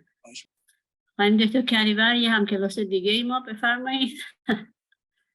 مرسی قدسی جان for bringing such a beautiful lecture up که ما یاد بگیریم. من واقعا anything for dummies رو باید بخونم. اینو که دیگه از اول تا آخر. باز این لکچر امشب هم چندین بار باید گوش کنیم. آقای دکتر بسیار لذت بردم. یه خود یاد گرفتم، انشالله یادم بمونه. من قبل از اینکه یادم بره میخواستم بگم که بچه‌هایی که در زمان کودکی به خاطر موی سری که نداشتن و کچلی داشتن ریدییشن گرفتن، تایروید کنسر زیاد توشون هست و یا اینکه برای ادنوید یه لوزه سوم رو هم گاهی قبلا ریدییشن میدادن بهش، یه مقدار کمی هم کنسرهای هدنک زیاد میگیرن، از جمله تایروید بسیار شایع بود توشون اونایی که من دیده بودم. یه سوال دیگه راجع به این خاموش کردن ایروپلین مود که فرمودین بذاریم. من که میذارم ایروپلین مود حتی توی هواپیما هم اون قسمت تلفن کردن و تکست گرفتن که قطع میشه. درسته؟ درسته، ولی چیزتون هنوز کار میکنه، اینترنت هنوز کار میکنه. اگر از طریق موبایل کار میکنه، یعنی شما موبایل فون که دارید، موبایل فون رو قطع نگردید، از اون طریق میتونین اینترنت هم چک کنین. منتها لازمش اینه که سرعت موبایل، سرعتی که موبایلتون داره نسبتا بالا باشه، حداقل 10-15 تا مگابیت پر سکند باشه.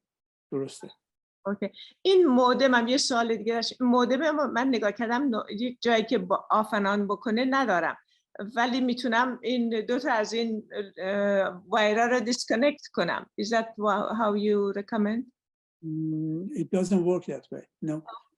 اونی که سویچ آف کنین، برودکست رو سویچ آف کنین و وایر ایترنت کیبل استفاده کنین، اون از طریق سافره. بستگی به نوع به اصطلاح مودم. من مودم تی موبایل دارم و اونجا سافری نوشتن که میتونم برم داخل دستگاه و بگم برودکست نکن سیگنال. I see. Okay. یعنی فقط از طریق RJ45 ایترنت سیگنال رو میگیرم، هر جور دلم بخواد میبرم. ولی بعیدم نیست که هر سیستمی اینطور نتونه کار کنه. یعنی بعید نیست بعضی وقتا مودمایی که میسازن آمادگی نداره که بتونه برودکست خارج رو قطع کنه. اگر در میشه من شرکتمو عوض میکنم، میرم با یکی دیگه کار کنم. این مودم من برای اینترنت هست و اگه من اونو بخوام قطع کنم فقط باید از الکتریسیته قطعش کنم. درسته؟ برای تلفن نیست، برای نه، ولی گاهی اوقات شما ممکنه بخواید وای فای کال کنید. اگه وای فای کال بخواد بکنه اون وای فای باشه. به هر حال ایرپلین مود اگه باشیم این باید آن باشه. اون موبایل فون شما همیشه هست و بستگی به اینکه داخل خونه بتونید بگیرید یا نگیرید. درسته؟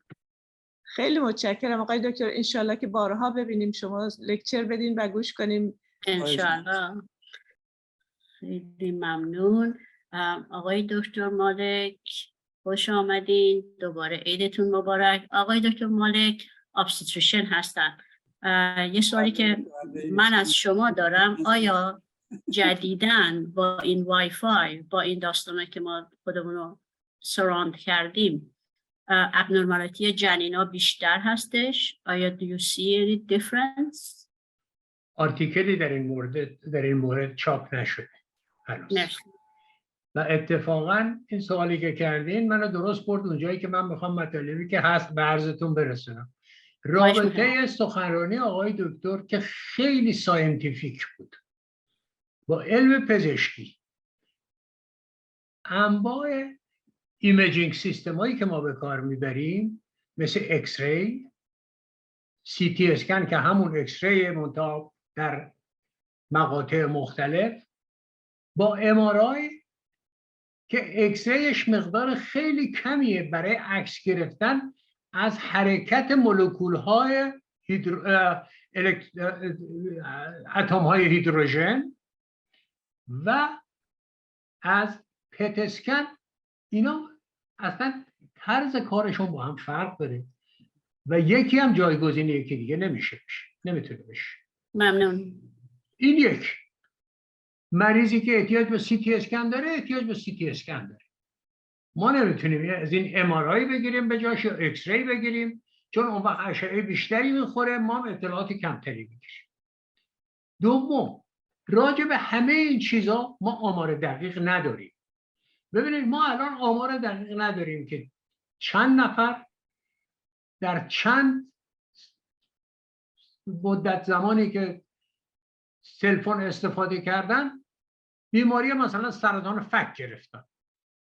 ولی خب از اون طرف هم یا آمار داشته باشیم که آقا این دکترها که تلفن همراهشون بود و سیستم‌های پزشکی که با سلفون و اینها کار میکنن چند تا زندگی رو نجات دادن. ببینید ما در برابر اینا صداتون قطع شد. اینه که نمیتونیم سریعا قضاوت کنیم. مسئله مهمتر اینه که ببینیم همیشه در دنیا یه چیزایی درست میشه، مثلا ربطی به الکترومگنتیک نداره، اون خواهم گفت. ما یه آمار خیلی دقیقی نداریم که چند نفر از اشخاصی که به DDT اکسپوز بودن و به چه شدتی چه بیماری هایی گرفتن، ولی آمار اسپورادیک داریم. آمار اسپورادیک. ولی اگر همین DDT نبود، که البته ما اولش هم نمیدونستیم این کارو میکنه، چند نفر از مالاریا میمردن. اشعه رادیو فرکانسی که ما داریم آلترا وایولت در حدی نیست که آیونیزیشن تولید بکنه، ولی میتونه سرطان پوست تولید بکنه، نه به علت آیونیزیشن، به علت اثر روی ملانوسایت ها. در نتیجه کانکلوژن بنده از فرمایشات آقای دکتر و به قول معروف تیک هوم اینه که we have a long way to go to learn all the facts.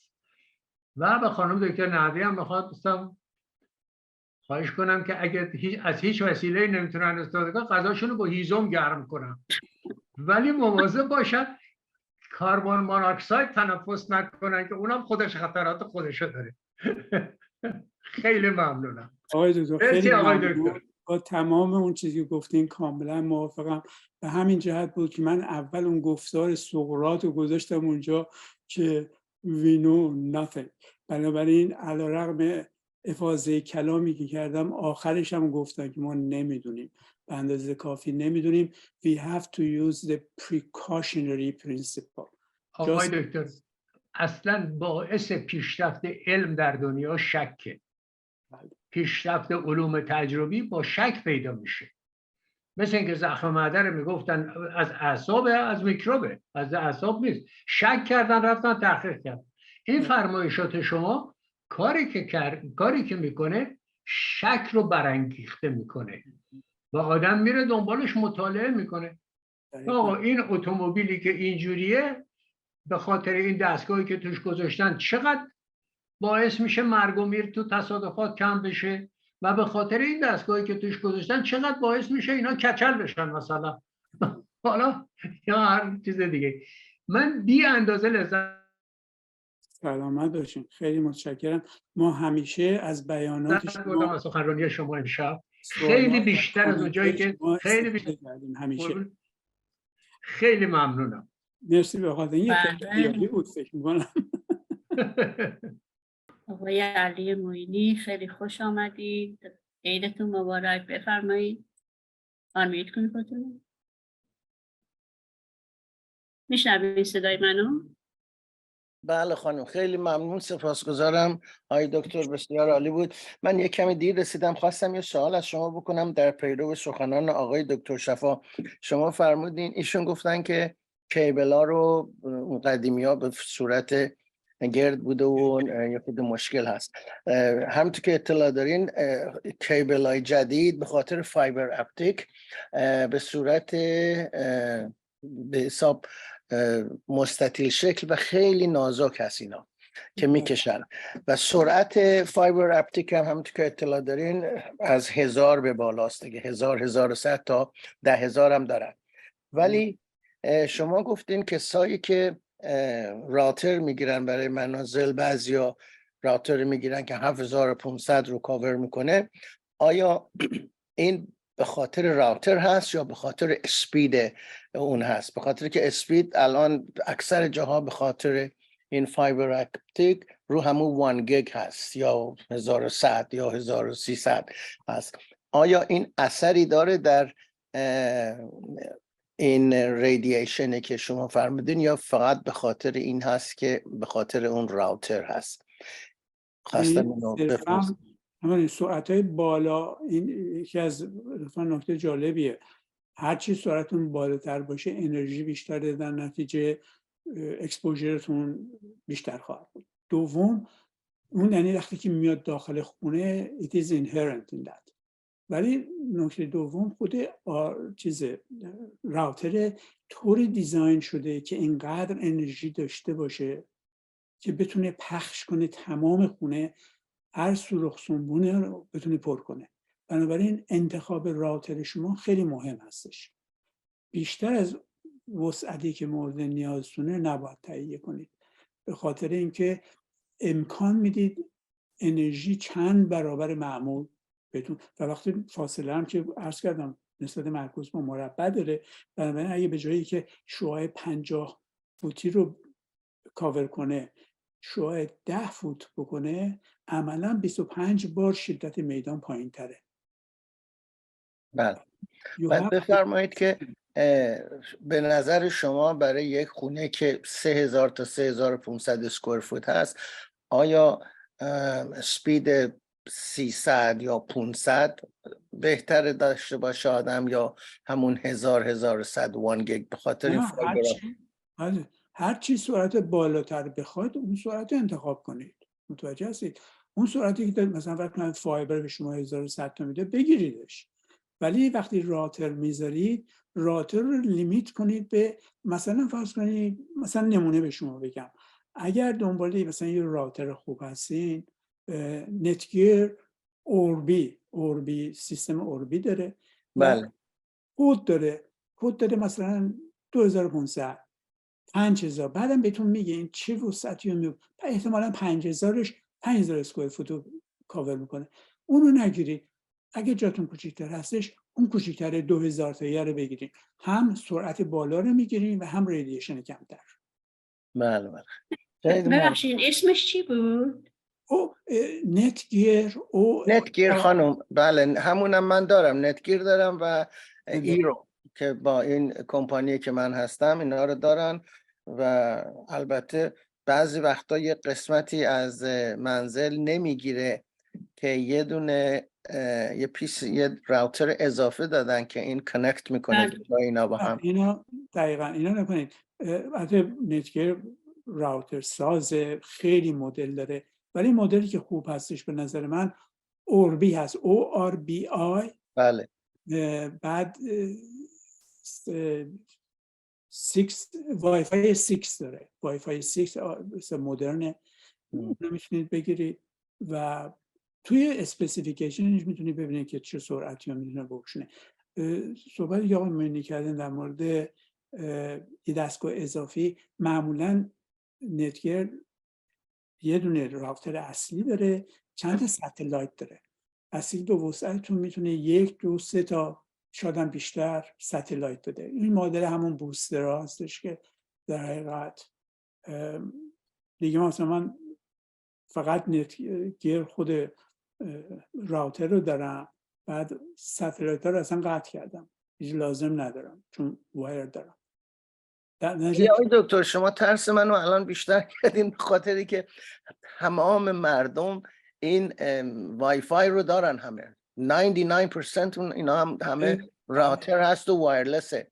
یعنی دور خونه مثلا من بعضی وقتا کامپیوترم روشن میکنم اقلا 15-20 تا وای فای های کسای دیگر نشون همه وای فای، حتی به خونه من همه وای فای دارن، ولی این لزومی نداره که نکنه اونا دارن برای خودشون دارن یه محدوده خیلی مشخصیه، اون رو شما احتمالاً تاثیر نمیذاره. شما باید داخل خونه خودتون مواظب باشین که اکسپوژرتون زیاده، از حد لازم نباشه. سپاسگزارم. اون کارو تنها با سیف ترینش استفاده از وایر، همون کاری که کمپانی‌ها میکنن شما همون کارو میتونید بکنید. بله. خیلی ممنون. خیلی متشکرم. خیلی ممنون. واقعا چه سوالای خوبی. دکتر شیخ حسامی بفرمایید.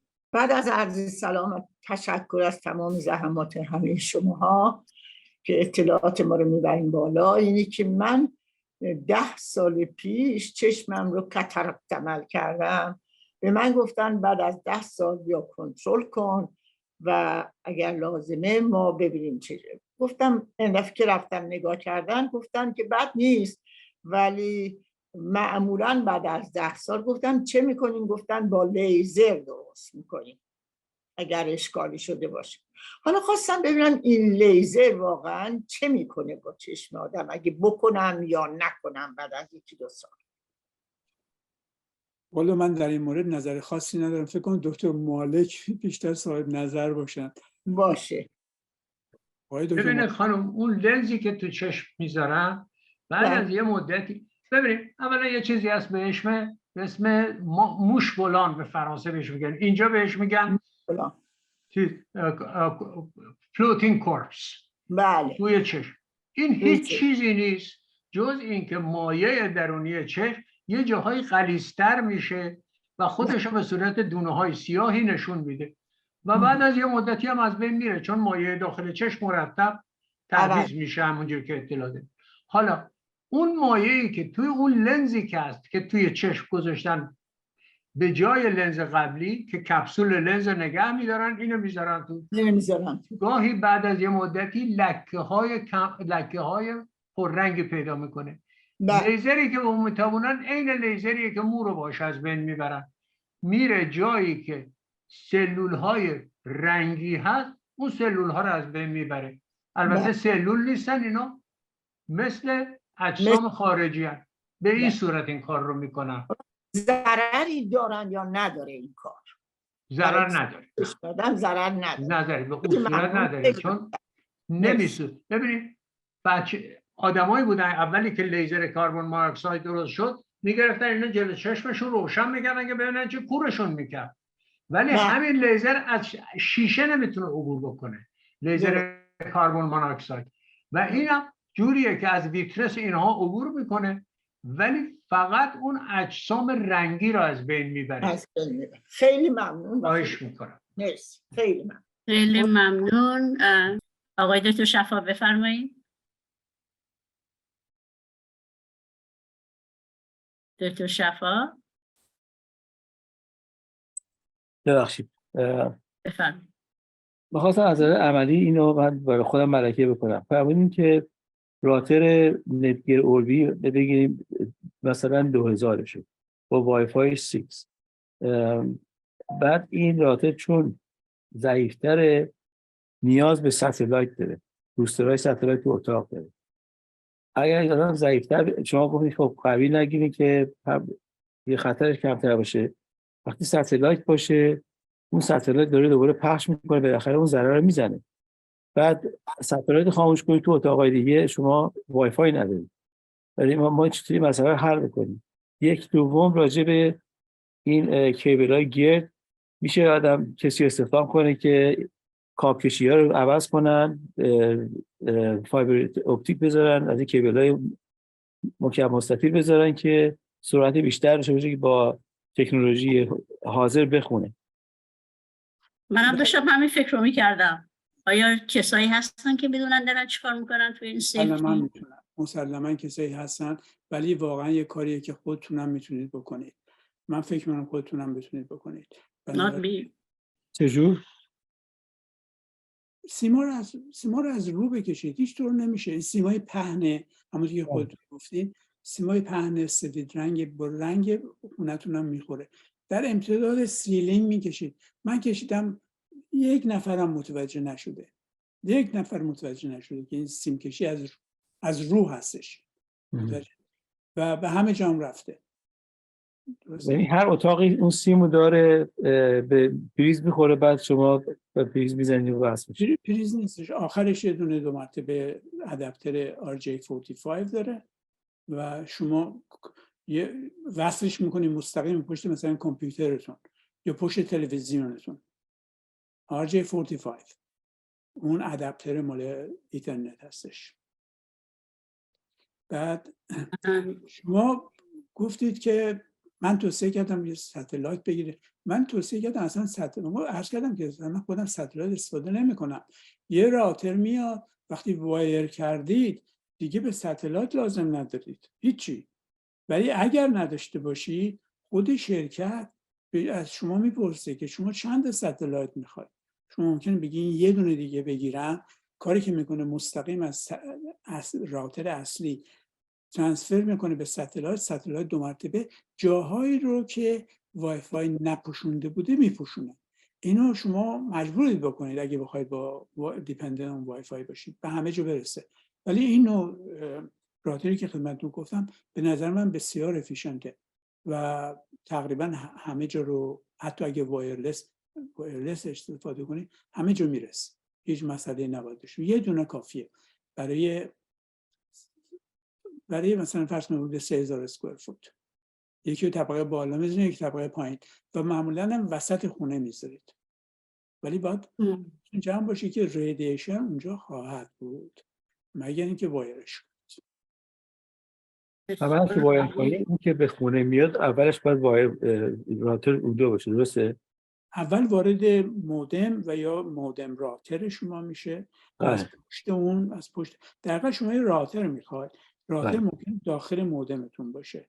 چه شرکتی داریم برای ما ورایزن؟ بعد ما 2 تا راوتر داریم. یه راوتر اصلی میاد تو زیر زمین، از زیر زمین پخش میکنه به یه راوتر تو آشپزخونه، از اونجا پخش میکنه تمام خونه. خب همون دیگه ستلایت، اون در واقع ستلایت.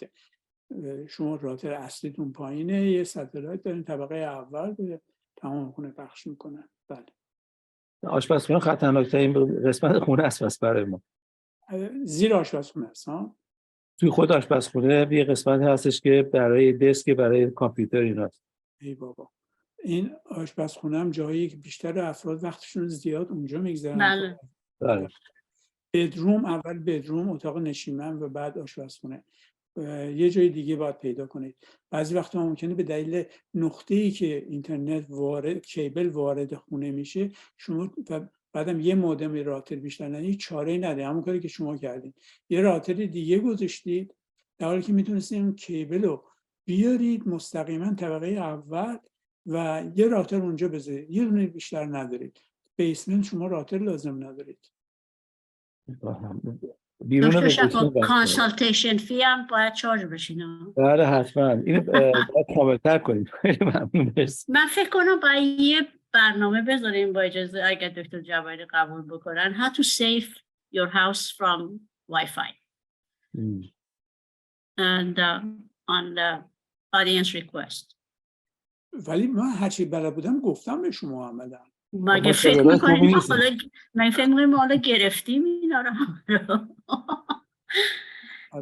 باشه میکنه اینا چون تو دویچه کام تو اروپا هستش. اینا در مورد مثلا فرض کن ریزولوشن 1815 اروپا، پارلمان اروپا میدونن و بسیار دست به عصا رفتن جلو. شرکت آمریکایی شبیه برایزن و AT&T اونقدر در این جریان نبودن در نتیجه از روز اولی که اومدن گفتم ما 5G میلیمتر ویولنت میخوایم استفاده کنیم. حالا ببینید این دانشی که تی موبایل از طریق دایچه تلکام داشتش باعث شد که بیاد بگه آقا من 5G به شماها میدم ولی در فرکانس زیر 6 گیگاهرتز، یعنی فرکانس دقیقاً 3.7 گیگاهرتز و این معادل عملا معادل دستگاه‌های 4G هست، منتها برد خیلی بالاتری داره و سرعت خیلی بالاتری داره.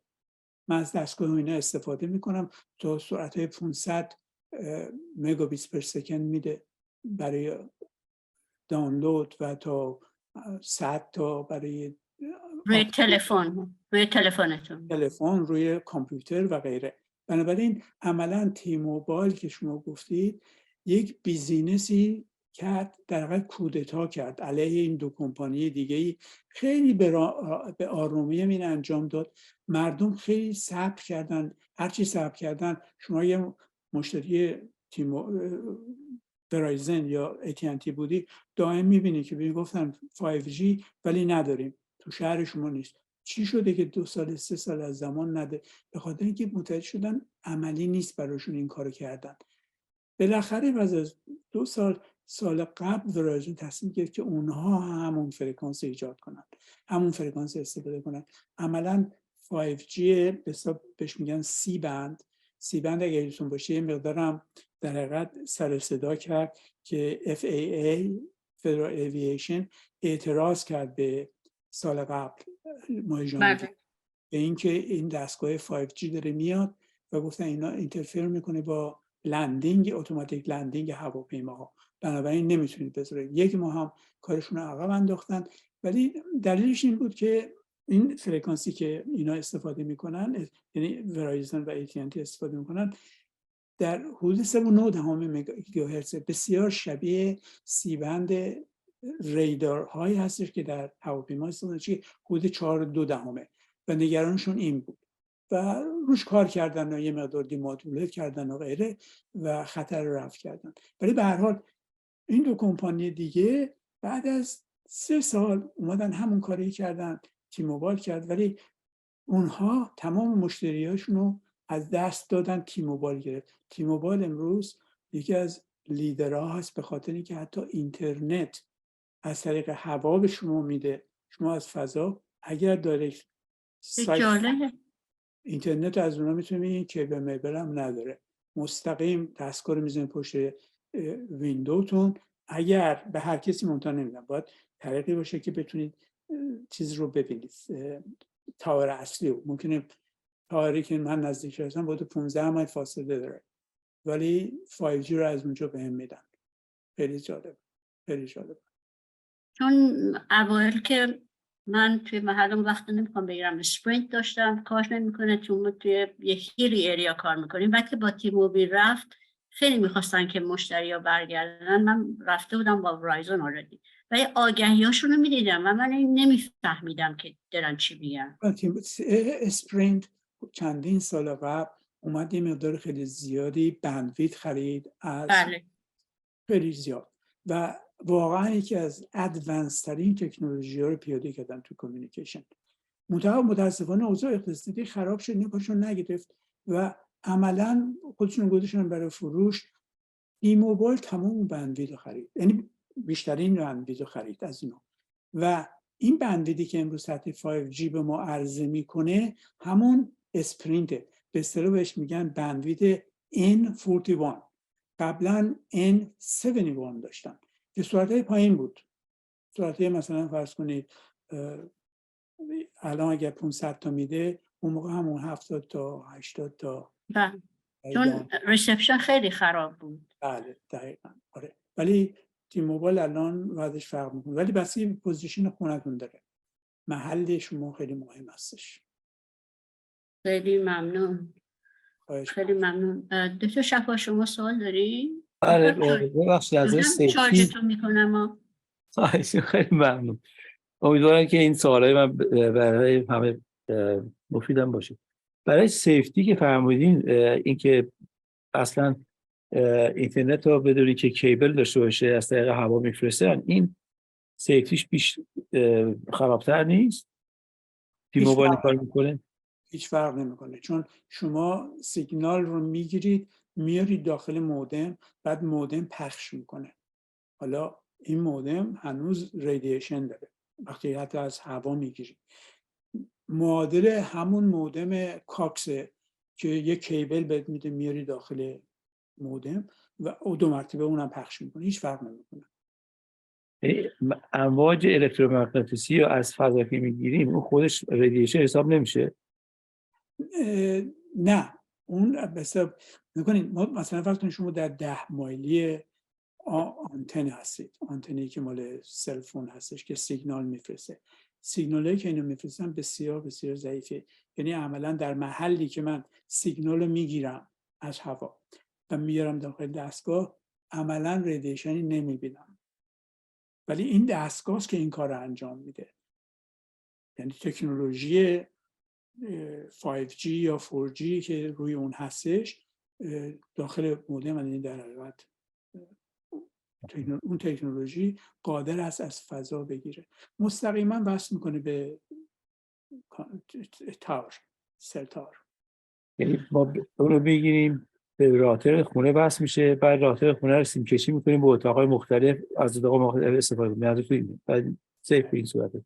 دقیقاً اینو به ما پیشنهاد کرد تی موبایل، قیمتش هم 1/3 ورایزن میشد.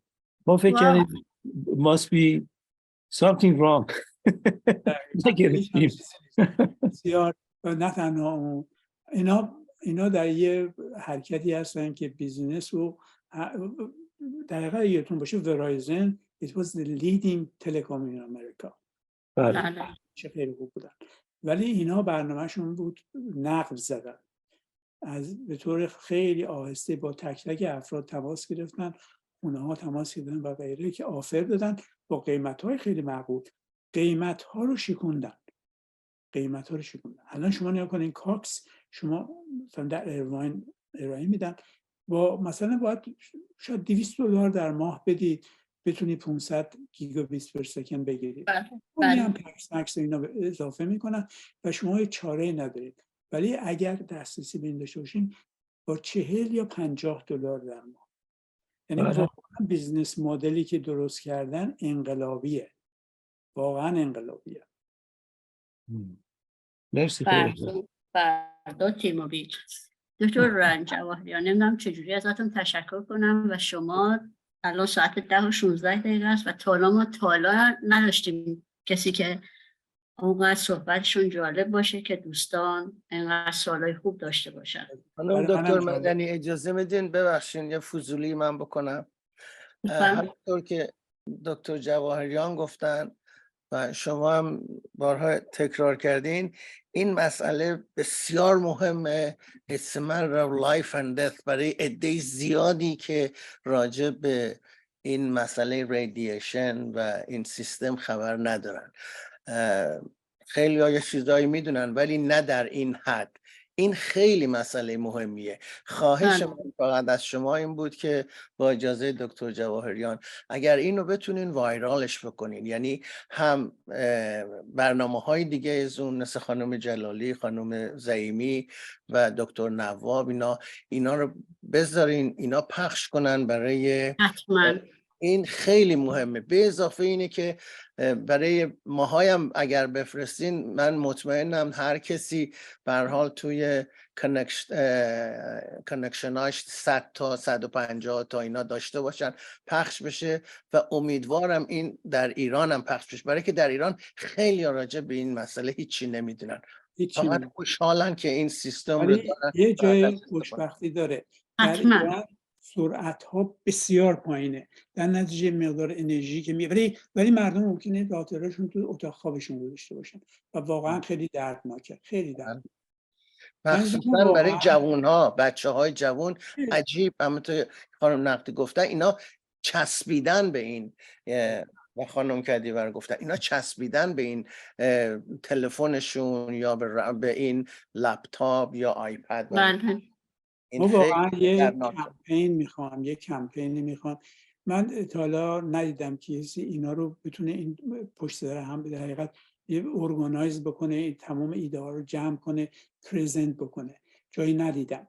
در این ما باید یک کمپین را بندازیم، حداقل به کامیونیتی ایرانی اطلاع رو بدیم و بعد به بقیه. البته من یه چیزی باید بگم که نکنید کسایی که دلیل کسی نپرسید، یه سوالی که میتونه مطرح باشه که چرا ریسرچ روی 5G انجام نشده؟ به دلیل اینکه اینا لازمش اینه که دولت حمایت کنه. National Institute of Health اگر به افراد التیماتوم دادن که اگر در مورد این چیزا صحبت کنیم فاندینگ تو قطع میشه و این خیلی عجیبه. و کسایی بودن که فاندینگشون قطع نشه، کسایی هم که ریسرچر هستن برای اینکه فاندینگشون در جاهای دیگه قطع نشه کوتاه میان، چیزی در موردش صحبت نمیکنن. وگرنه الان بایستی ما در تمام زمینه ها ریسرچ میکنیم. چرا 5G پیپر به اندازه کافی نیست؟ چرا؟ بسیار جالب. ممنون خانم مدنی، خیلی ممنون دکتر جواهریان. واقعا نمیدونم چجوری ازت تشکر کنم. بازم مزاحمتون میشیم. میبینین که چند ساعت، 3 ساعت و نیم مردم هنوز نشستن برای شما. خیلی خیلی ممنون. خیلی دلگرم کننده است. ممنون.